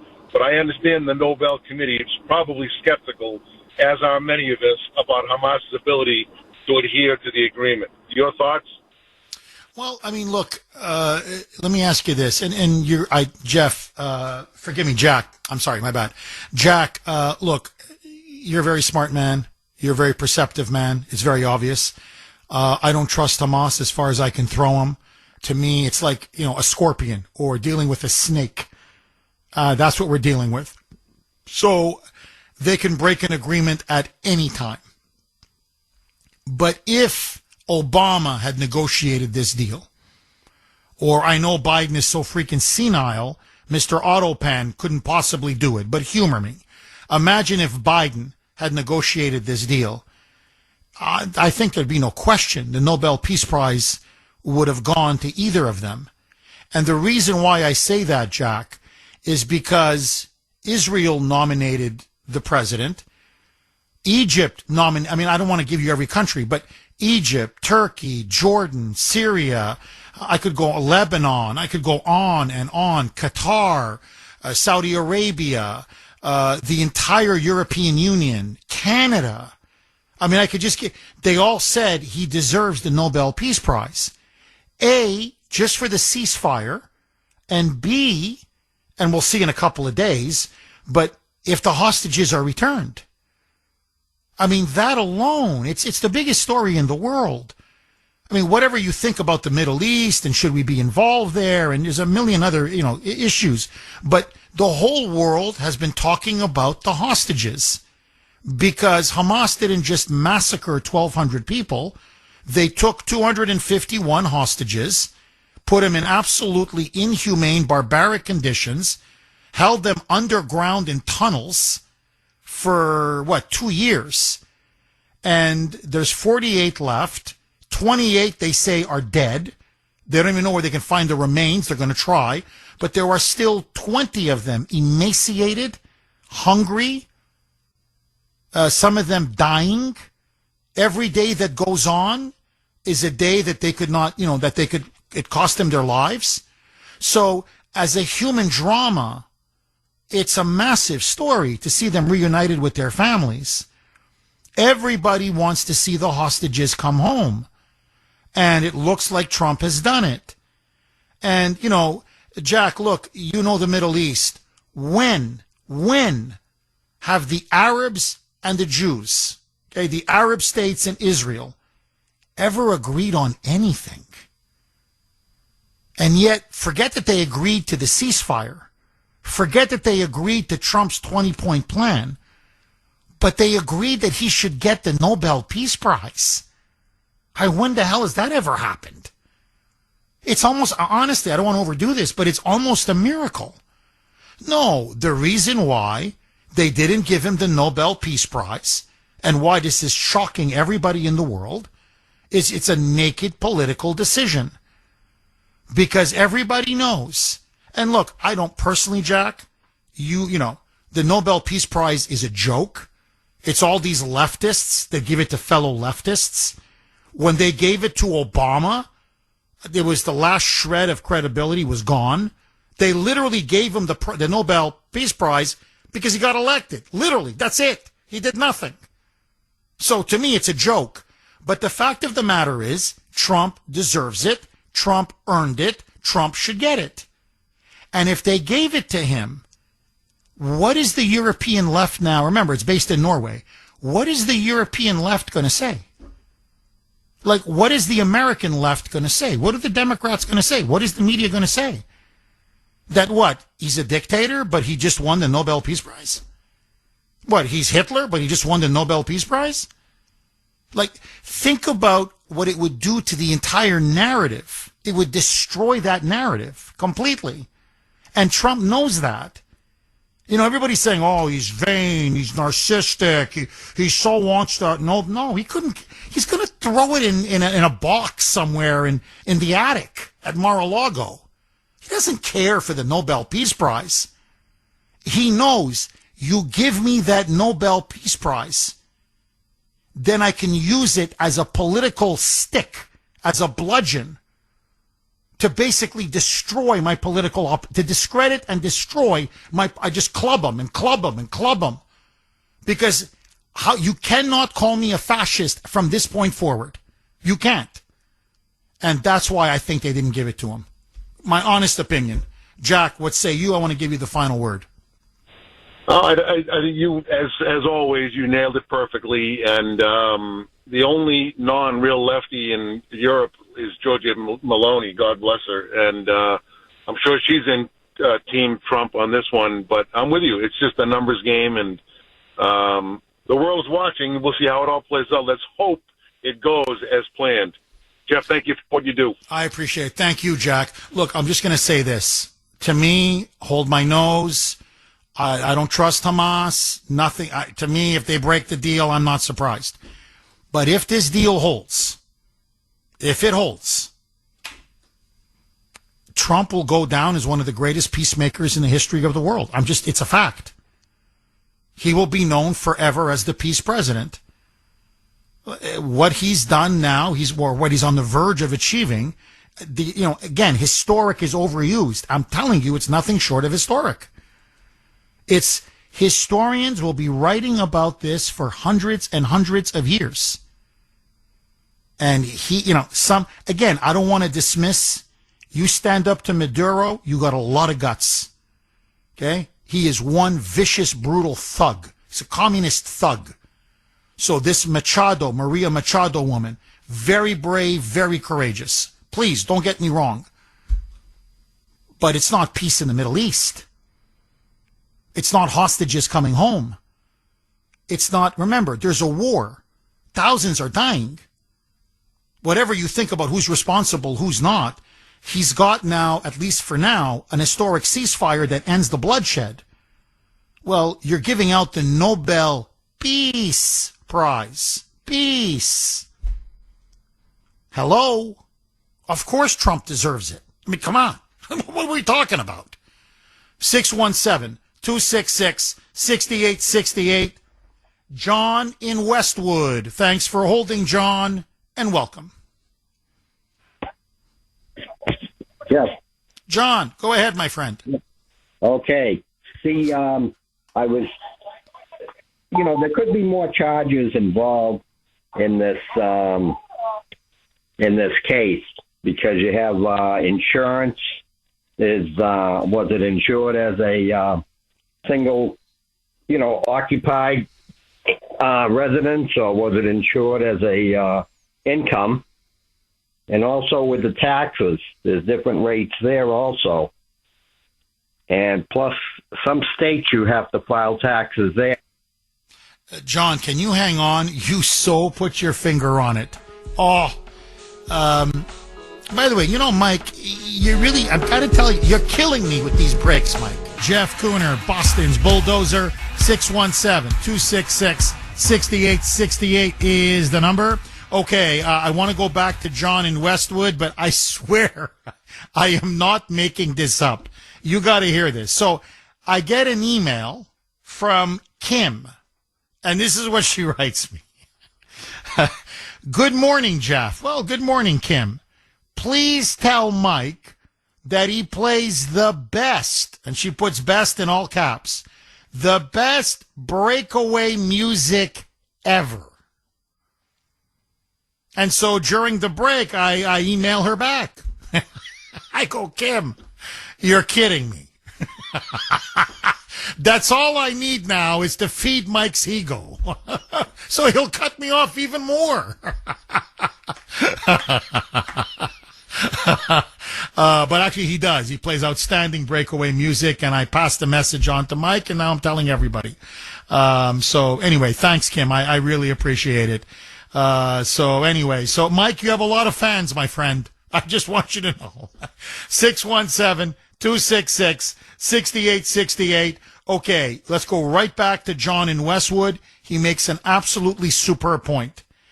It starts with bank fraud, but her insurance, was it insured as a rental property, or was it insured as a residential? Like, in other words, she lived in it as a residence property. What about her taxes? Did she declare the income on her from her rental property on her taxes? I mean, in other words, this can open up a Pandora's box. One fraud begets another fraud, begets another fraud. Let's go right back to John in Westwood. John, did I sum up your what you said before the break accurately? Yeah, but there's actually more. Yeah, please go ahead. Pick up where you left off. The real estate taxes. If you live in the house, you get one rate. If it's a rental property, you get another rate. If it's if you live in the house like a couple of months a year, you get another rate. In a lot of places, like down in Florida, if you have a house down there, you go down there, for the summer, the friggin' taxes are triple.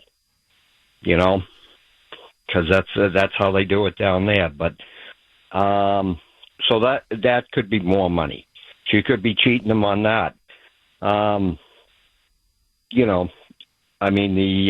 other thing is, some states, if you have a rental property, you're required to file, an income tax with that state.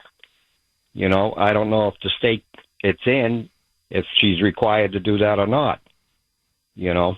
So, it could be a lot of different. Oh, there's no question. No, and look, Jack, I'll tell you, she's in big trouble. I'm telling you right now, she's in big trouble. If she was smart, she would make a deal, but she's not. They hired Abby Lowell, who's a very expensive, high-profile Democrat lawyer, a hired gun, as they call him. They're going to pay him, he charges some, like, was it $1,000 an hour? He charges some outrageous fee. But he's telling her, oh, we'll win. Well, we'll see. But look, to show you what a fraud and a grifter this woman is, Letitia James. She's the Attorney General of New York. She has a property, a brownstone.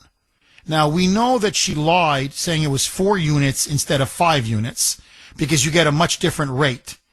But the other thing that she did is that she put this house in Norfolk, Virginia, as her primary residence, and the brownstone in New York as her secondary residence. Now, think about this, okay? How the hell can you be the Attorney General for the state of New York and forget the fact that it's an investment property, it's a rental property? So she's completely lying on that. But you're claiming it as your primary residence in another state? This woman is dumb as a doorknob. What I mean by dumb is the fraud is so egregious. It's so obvious. My Ava, I'm not trying to insult my Ava, but she's 13. What does she know about mortgages? And she could figure this out and say, no, you work in this state, but your primary home is in another state? That doesn't sound right to me. So it's their hubris. It's their arrogance now. And that's what always brings down criminals. She thought she was bulletproof. She thought, hey, I'm just doing the will of the Democratic Party. You tell me to take down Trump, and I can get away with anything.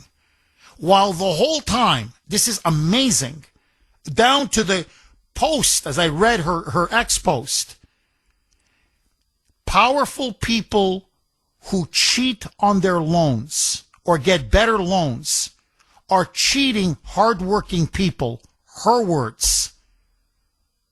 And she says there has to be the same rules for everybody, because if ordinary people did what she's alleging Trump did, then they would have the book thrown at them. Yet she's literally committing mortgage and bank fraud as she's going after Trump. Like, you can't make this up. It's like she's framing a guy for murder while she literally is committing murder in her own house and saying, oh, this can't stand. This can't stand. We got to go after him no matter what. So just for sheer hypocrisy, and the Democrats are going to defend this? And you're completely right. This is just the tip of the iceberg. You're looking at tax fraud. You're looking at insurance fraud. You're looking at mail fraud. You're looking at this. I'm telling you, this woman is going to get years and years in jail if this is anything close to a fair trial. John, thank you so much for that call. Very good call. 617-266-6868. And they're stunned. You can see that. The media is shell-shocked. The Democrats are shell-shocked. Like, oh, my God. You mean we commit crimes and we're going to be indicted? Like, this never happens. Because, let's be honest, the Republicans never do it. Ever. Even under the first Trump administration. Because he had Porterhouse Steak, Bill Barr, as the AG. And he had that useless Jeff Sessions. That limp-wristed Jeff Sessions who did nothing. So they figure, well, we do whatever we want. Nothing ever happens to us. Now, Comey's indicted, arraigned. Now it's Letitia James's turn. And I say, keep going. Don't stop. Bruce in Woburn. Thanks for holding, Bruce, and welcome.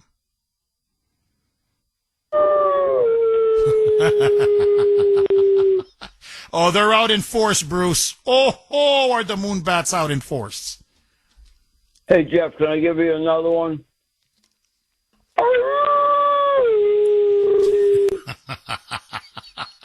Well, was that for Bill in Sudbury? Oh, I got something for him. Hey, Bill, kiss my butt.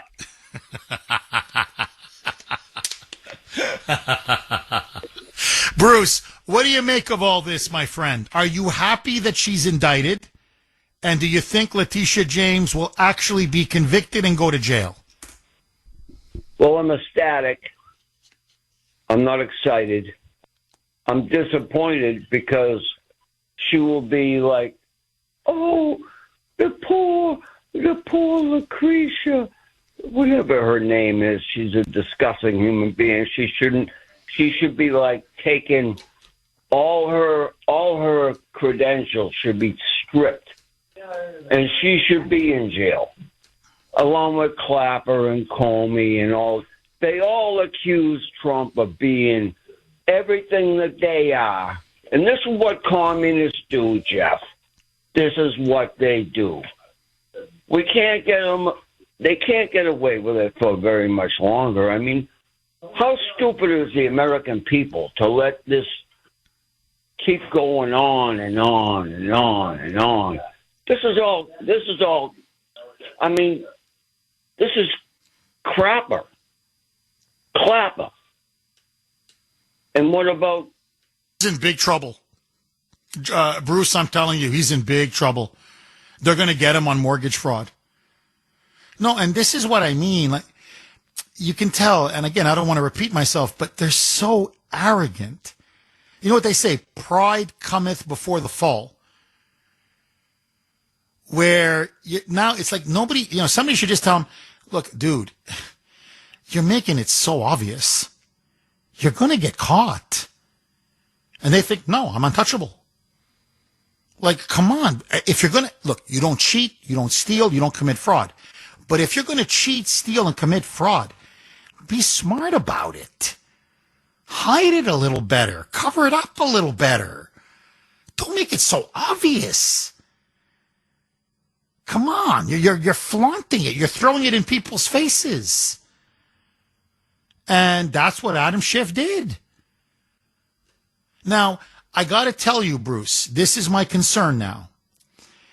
Now they're reeling. They can't believe this is happening. This is like a nightmare unfolding for them. So now they're becoming more and more desperate. And the more desperate they become, the more hysterical they become. The more inflammatory, the more incendiary, the more wild they become. So the rhetoric now, 0 to 10, 10 being you can't get higher, it's at 11. So this is Adam Schiff now, because they have to do this. They have to paint Trump as he's worse than Hitler. Like Hitler's a choir boy compared to him. So they've got to paint him now as this evil, genocidal monster on a scale that the world has never, ever seen before. Because now they need to whip up such frenzy and such fear and such panic that, in other words, it'll lead to mass violence. That's their only play. So the Justice Department can't focus on Adam Schiff and mortgage fraud, as an example, because they've got to deal now with Antifa rampaging through the streets and a repeat of the George Floyd riots, the so-called Summer of Love, in 2020. So listen now to this, okay? As the noose, the legal noose, starts to tighten around Pencil Neck, listen now to Adam Schiff. He now runs to MS Left BC. And by the way, you can go to MS Left BC and say anything, literally anything. Like, I'll just give you an example. Pritzker, Golden Corral, okay, Pigster, what was it, a couple days ago, runs to MSNBC and literally says, you want to know why Trump is sending in the National Guard? Is it because Chicago's full of illegal aliens and you guys are obstructing him? No. He wants to steal ballot boxes. Steal them all. So he's going to steal the midterm elections. Literally, that's what he says. In other words, Trump is going to steal the elections. Well, how's he going to steal the elections? The reason why, and that's 400 National Guard troops, by the way. Those 400 are going to go precinct to precinct And they're just going to steal boxes so they can steal the midterms. How do you pile the BS that high? He's a buffoon. By the way, zero evidence. I mean, literally just out of the, I'm sorry, he pulled it out of his rear end. Literally just pulled it out of his rear end. So now, you want to talk about who's the election, who are the election deniers now? Now, they're making the most outrageous, absurd, ridiculous claims. Well, listen now to Schiff. Schiff said to Pritzker, I'll do you one better. He runs to MSNBC, roll cut 14, a mic. Today, the Attorney General Pam Bondi, who refused to answer so many of those questions in a White House meeting about Antifa, said essentially, we are going to treat Antifa the way we're treating the cartels. One of those cartels they have said is a narco-terrorist that they have the inherent constitutional authority to order strikes on. And I got to say that moment caught my attention, given the level of violence they are directing at those cartels. It should catch all of our attention, because if you look at where this started, it started with blowing up ships. You then have the president say, well, we may go to land targets now in Venezuela or elsewhere. And with statements like the Attorney General, now you begin to wonder, do they believe that they have the authority by putting some groups on a list, even domestic groups, to use lethal force against them with no trial, no due process, no nothing? And, the reality is we can't rule that out. We can't rule that out. That's incendiary. It's a lie. It's incitement. I'm telling you that MSNBC should get its license pulled. So now, listen to this. You want to talk about what they're peddling now? What they're peddling now is that Trump is going to launch airstrikes, missile strikes on American soil. That's how stupid these people are. In fact, they're not stupid. This is a deliberate disinformation, misinformation, a fear-mongering campaign.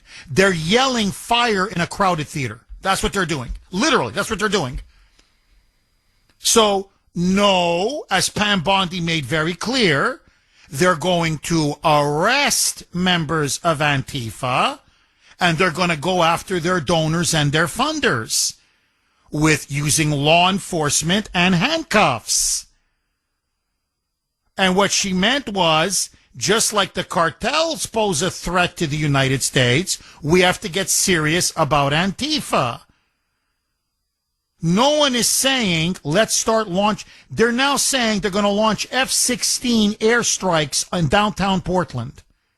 That they're going to launch Tomahawk missiles into Chicago.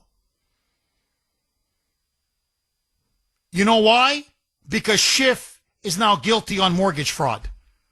And rather than go to jail, because that's what's going to happen, and pay a massive fine, he'd rather literally start a civil war.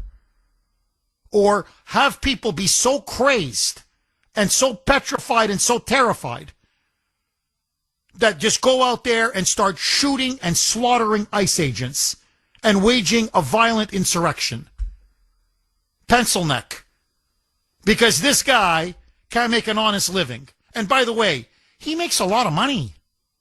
He makes a lot of money. He's just so freaking cheap that he's got to lie about his stupid apartment in Maryland, his sexy little condo in Maryland, so he can get a better term for his loan. Like, this is what I find just... Look, honest to God, let me just say this about the Eastern Europeans. Yes, they're corrupt. Yes, they're liars. The leadership I'm talking about. Yes. But they play for big stakes.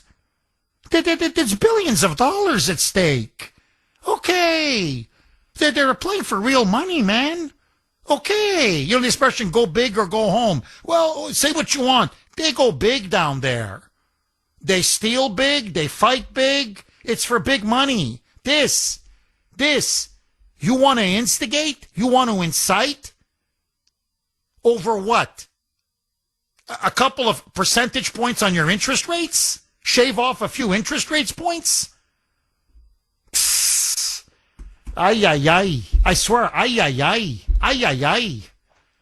617 266-6868 is the number. Dan in the great state of Florida. Thanks for holding, Dan, and welcome. The great state it is, Jeff. The great state it is. Hey, I called you back when this originally came out on Letitia James, I don't know, maybe 4 months ago, and brought up some points to you. And as much as I like you, Jeff, and as much as I think you're one of the smartest guys on the radio, I'm going to clear up a couple of points this morning. So even though you're the smartest guy in the radio, you used to make us listen to Bolton. Remember? Oh, yeah, definitely. Yes, that's true. Yeah, all right. So even though you're the smartest guy in the radio, so I love you. But anyway, so the biggest thing that Letitia James did wrong was the property in Brooklyn. She claimed it as a residential property and took out an FHA mortgage on it. FHA mortgages are designed for first-time buyers and 1 to 4 unit properties. As soon as she turned a 5-unit property and tried to sell it she sold it as a 4-unit property to the bank, right? The bank, she convinced the bank it was a 4-unit property. Now, the only way that happened was someone was either pressured to make that decision at the bank, which is probably what happened, or she, literally committed a whole scheme of fraud with several other people involved. So that's all going to come down. Now, you say, is that a big deal? I personally know of 3 bank executives that were fired last week for trying to sell off a commercial mortgage as a residential mortgage. Bank executives, big money people, $400,000 a year people, right? So there's definitely a big deal, right? And the house in Virginia, I think I told you this. She could have put as little as 15% down and bought that legally as an investment property. She's a snake, a real shit, because she bought that on an FHA mortgage also. So, Dan, I mean, we're talking tens of thousands of dollars? I'm not belittling it, but why would a woman in her position with her job going after the former sitting president of the United States, and then at the time, the leading presidential candidate, why would she risk it all over essentially peanuts? What say you? Well, this has gone on for years. So you remember the Countrywide mortgage was the big mortgage lender that collapsed under the weight of a lot of subprime mortgages, right? Yeah, so 2008, 2009. Yeah, Dan, yes. Exactly. Chris Dodd from Connecticut, right? You remember Dodd-Frank, the big bill that was going to, take down all the bad things that went on in mortgage lending? 617-266-6868 is the number. Okay, let's go right back to our real estate expert, Dan in Florida. Dan, you were delivering a masterclass on exactly the extent of Letitia James's fraud, how she was abusing the FHA loan process. Please, Dan, pick up where you left off. And I'm not sure I'm the expert, Jeff, but just too many years in the business to miss some of these things. Hey, so I started talking about Christopher Todd out of Connecticut. He and Barney Frank wrote the Dodd-Frank Act, which was the supposedly against mortgage fraud and all the stuff that had gone on in the early 2000s, right? So when the onion was peeled back, it was found out. So that when Countrywide Loans was a huge company, that the largest lender in the country, doing all kinds of mortgages, including subprime mortgages, which were, by the way, legal back then. But when they collapsed, it was proven, right? There used to be a program called the Friends of Angelo program at Countrywide Mortgage, which if you were a loan officer and someone said they were a friend of Angelo Mazzillo, the president of Countrywide, they got preferred treatment. So the preferred treatment that Chris Todd got, he got a mortgage, 3.5% interest rate, 3.5% below market at the time, and claimed he had no idea it was below market. Unbelievable. Yeah. So this has gone on for years, Jeff. So there had to have been, in this case here, New York is where the whole appraisal mess came out of. The appraisers were being forced into doing stuff they shouldn't have done. And they were literally being forced in because their income depended on it. And it grew out in New York. So when she pressured, or someone on her team pressured the appraiser to call a 5-unit a 4-unit, which is a huge deal, there had to have been, literally a line of people that had to lie for this woman. It's huge. But, when you say, do I want Comey to go to jail or her to go to jail? I definitely want Comey to go to jail. Letitia James is 2 Big Macs away from a heart attack anyways, so we're not worried too much about her. But, yeah, sorry. But honestly, I want Comey. I want Comey in jail. Oh, I'm with you. I'm with you on every single point. Dan, great job as always, and thank you so much. I really appreciate your call. Look, what she did against Trump, it was so outrageous on so many levels. But look, let me just be openly candid with all of you. When I saw that case and that they went ahead with it and that she went in front of this crazy liberal judge in front of a very partisan Democratic jury, and I said, they're going to get him on this, on apparently inflating the value of his own real estate. I mean, which is, real estate is very subjective in terms of what a property is worth. Let me tell you right now, I said, if they can get Trump, they can get me, they can get anybody. Here, we bought our home, okay, where we live right now. This was years ago, for $500,000. And by the way, it wasn't even completed. We lived in the house for about a month, 6 weeks, as they were finishing the basement and other things. That's fine. I'm not complaining. I'm just saying. According now to the city that I live in, the city of Rentham, they claim that my house is worth $850,000 to $900,000. And hence, that's why they're taxing me through the nose on my property taxes. I'm telling you, really, God is my witness, I wish I lived in a $900,000 home. I wish, okay?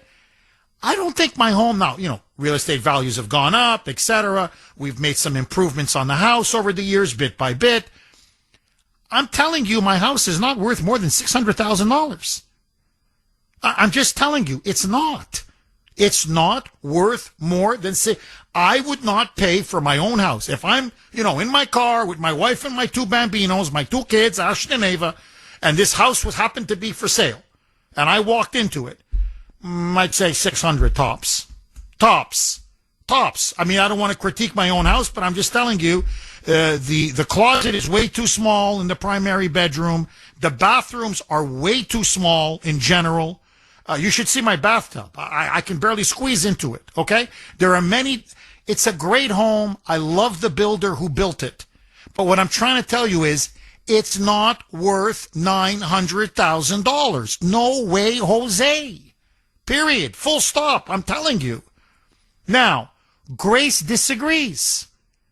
Grace, in fact, I swear I almost got a heart attack when she told me, this was like a couple of months ago, we're having dinner, we're just talking, in general, and she says, oh no, I think we could sell for $1 million. I spit out my food. I'm like, this? $1 million? She goes, oh yeah, in this market? 950, 925, 975. She goes, I really think so. I'm like, so $1 million for this? Are you crazy? Now, my point being, okay, let's say we put it up for sale and I get 950, 975, $1 million, whatever. Are they going to come after me? I overvaluated my own home? I'm just giving you an example. Like we could, whatever. What if we end up selling it for, I don't know, 1.2 million? Okay, let's just go crazy. Well, you overinflated the value of your own real estate. Real estate is subjective. What is valuable to you is not valuable to me. What is valuable to me is not valuable to you. Like, honestly, I love a big bathroom. That's just the way I am. It's a quirk of mine. I love a big bathroom. I'm serious. I like a big bathtub. I like to soak once a week, take a nice bath, relax, have one of the, what do you call them? These pillows that you put in the shower with you or whatever, the bath with you. I like to sit back, relax, have a Diet Coke, have a nice long bath. Call me crazy. It's one of the few ways I like to relax. So I like a nice toilet. I like a nice bathroom. I like to have a lot of space.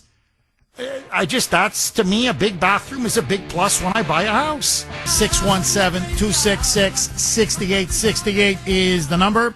Okay, we're going to go right back to your phones. But first, joining me now, as she always does at this time, she's the co-founder, CEO, president of Kelly Financial Services. And yes, that is her wonderful name, Kelly, a double Kelly. Kelly, how are you?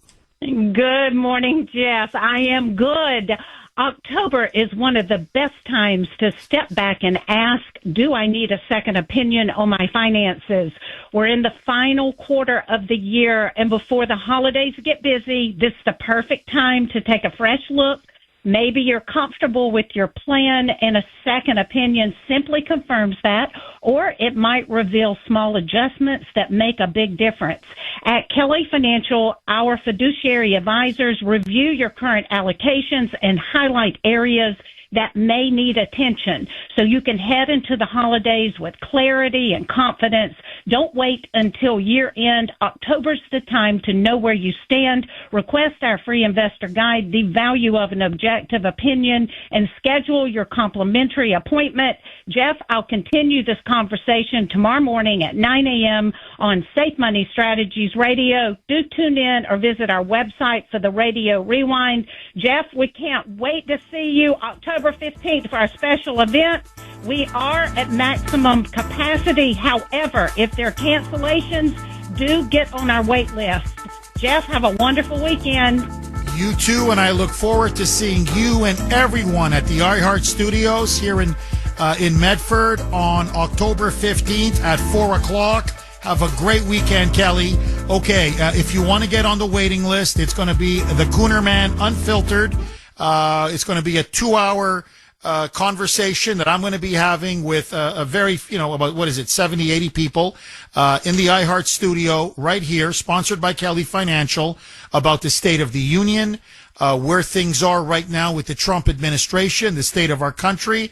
Anyway, I'd like to see as many of you come as possible. So if you want to get on that waiting list, call now, 888-800-1881, 888-800-1881, October 15th, next Wednesday, from 4 to 6 here at the iHeart Studios.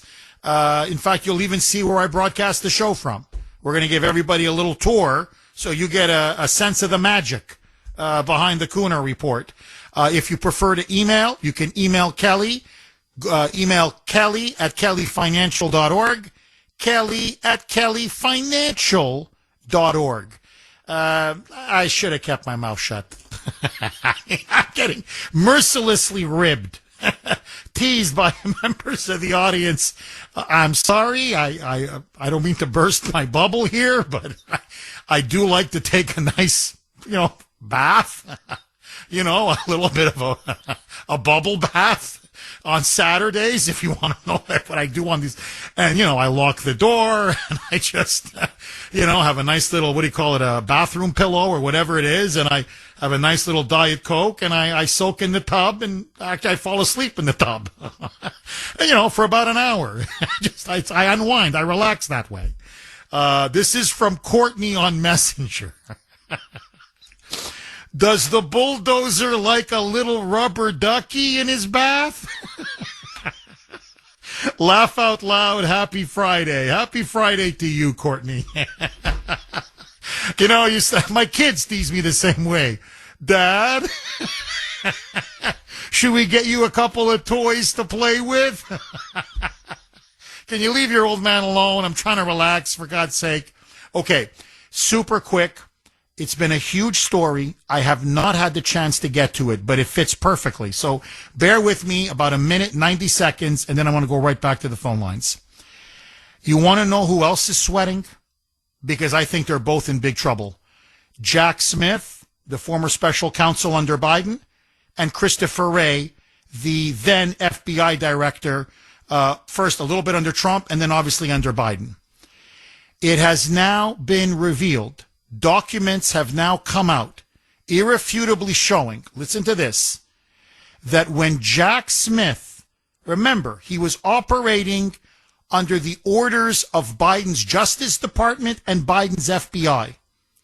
When Jack Smith was investigating January 6th, he ordered the Biden FBI to surveil, spy on, literally follow, physically follow, and then spy on and get access to the private phone calls and private phone records of at least 8 Republican senators and at least 1 Republican member of the House.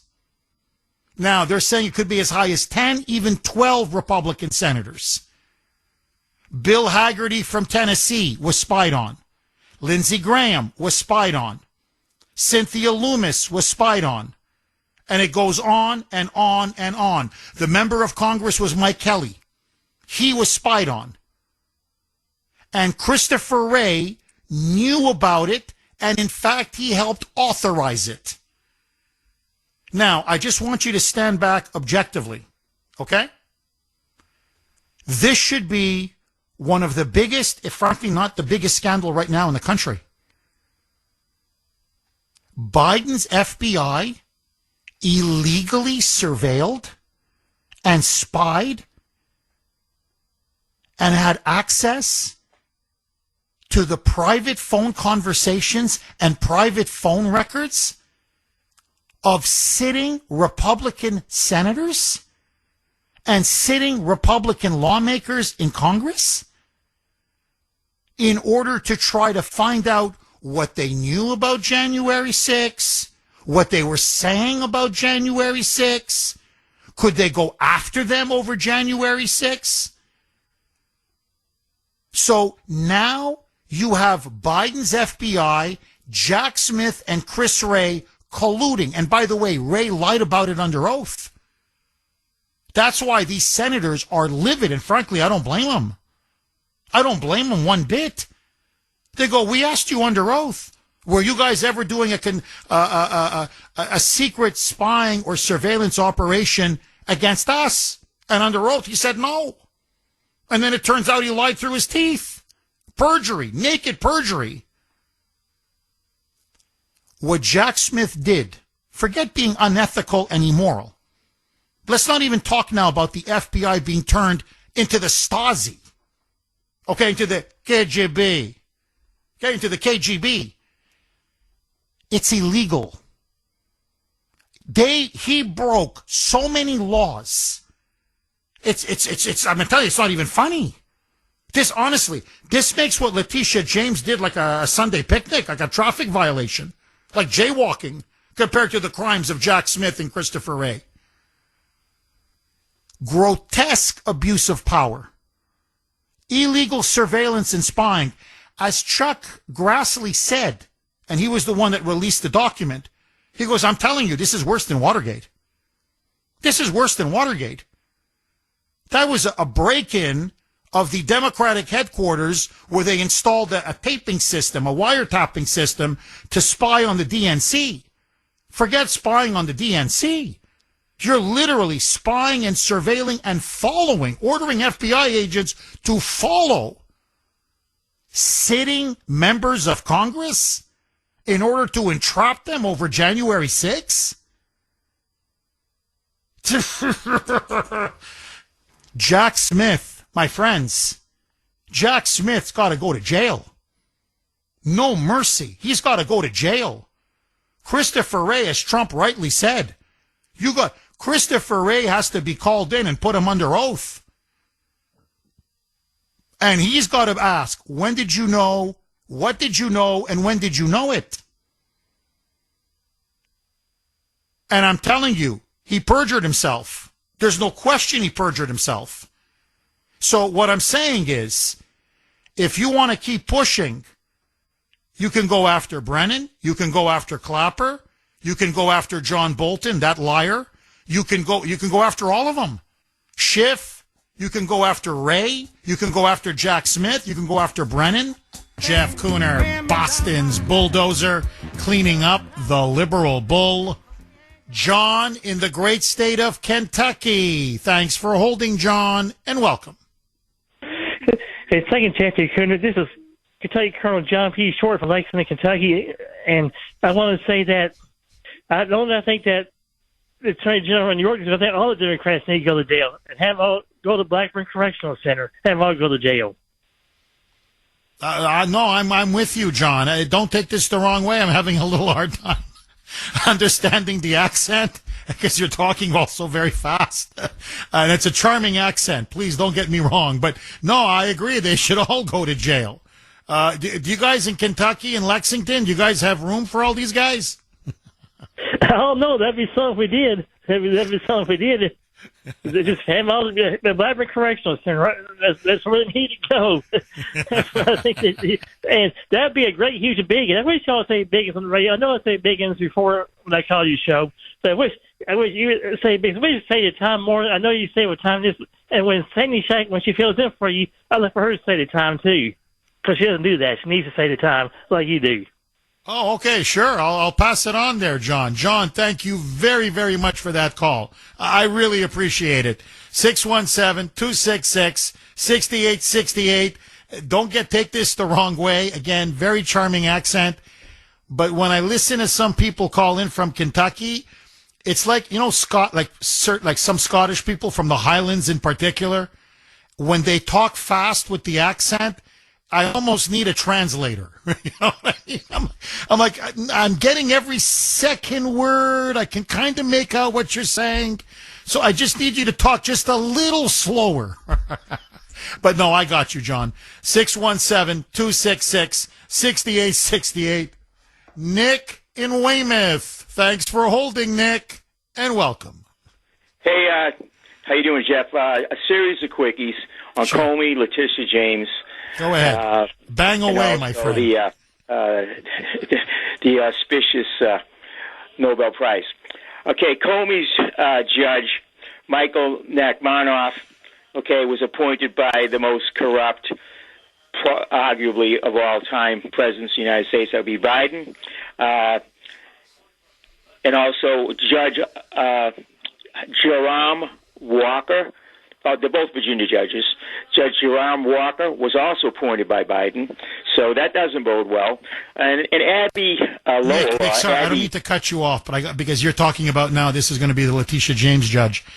You know, how is it, Nick? What a coincidence!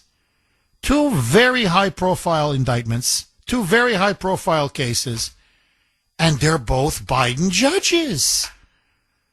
Nick, what Shazam! What a coincidence! But sorry, Nick, please, I don't want to cut you off. I digress. Go, my friend. What luck of the draw. Abby Normal there, right? That's what I like to call him. Remember from the Young Frankenstein movie. He doesn't take any case unless it's a loaded judge and a loaded jury. He looks sharp. He's got this great reputation. Same thing with Hunter Biden, except they had a little bit of a skirmish with the judge from Indiana there. Also, too, on the Obama, and so I don't... Nick, sorry, because some people won't get your reference. Just very quick. You're talking about now Letitia James's lawyer, Abby Lowell, big Democrat, hired gun. He was also Hunter Biden's lawyer. And you're basically saying for him to take a case, usually the fix is in. And I'm with you. Go ahead. Keep going, Nick. Thank you, Jeff. And finally, Obama. There were 205 nominations for the Nobel Prize in October, when it was decided in October of 2009. He was nominated only 11 days, right, with only 11 days left for the nomination to be closed. So on the final day of the nominations, right, that would have been like January, end of January, right? So he was in there for 11 days. That was a closing day. He gets in under the wire, and he just happens to be the guy that gets the prize. So, kind of like a fix, would we say? What do you think, Jeff? No, the fix was in. I mean, they were going to give him the dear leader, Obama, they were going to give him that Nobel Peace Prize. Jesus could have come back to earth. I'm not kidding. Moses could have come back and parted the Red Sea. Sir, Gandhi could have been resurrected. And they were giving that thing to Obama no matter what. Nick, thank you very much for that call. 617-266-6868. Can I squeeze one more in, Mike? Corey in Boston, I hate to do this to you. 1 minute. The floor is yours. Go. Hey, Jeff. Thanks for having me, man. You're the best. You're the king of the radio show. Thank you. Thank you, Corey. About the Nobel Prize, man. The Nobel Committee is a body of 40 people, 40 members. Yes. Nominated by Norwegian Parliament. The Norwegian Parliament is the most leftist parliament in Europe. That body is a communist body, man. I'm very skeptic they're going to give a Trump Nobel Prize. But I don't worry about that. Trump deserves it. We should organize a campaign, worldwide campaign, take signatures, millions of people, and we need to nominate it as a world leader of peace. We don't care about the Nobel Prize anymore. I don't think he's going to get it. So they give it to Obama shamefully, on the first day of his presidency, doing nothing. Corey, I gotta know, my friend, you don't love me. I love you. In a non-sexual way, I love you. Great way to end the show.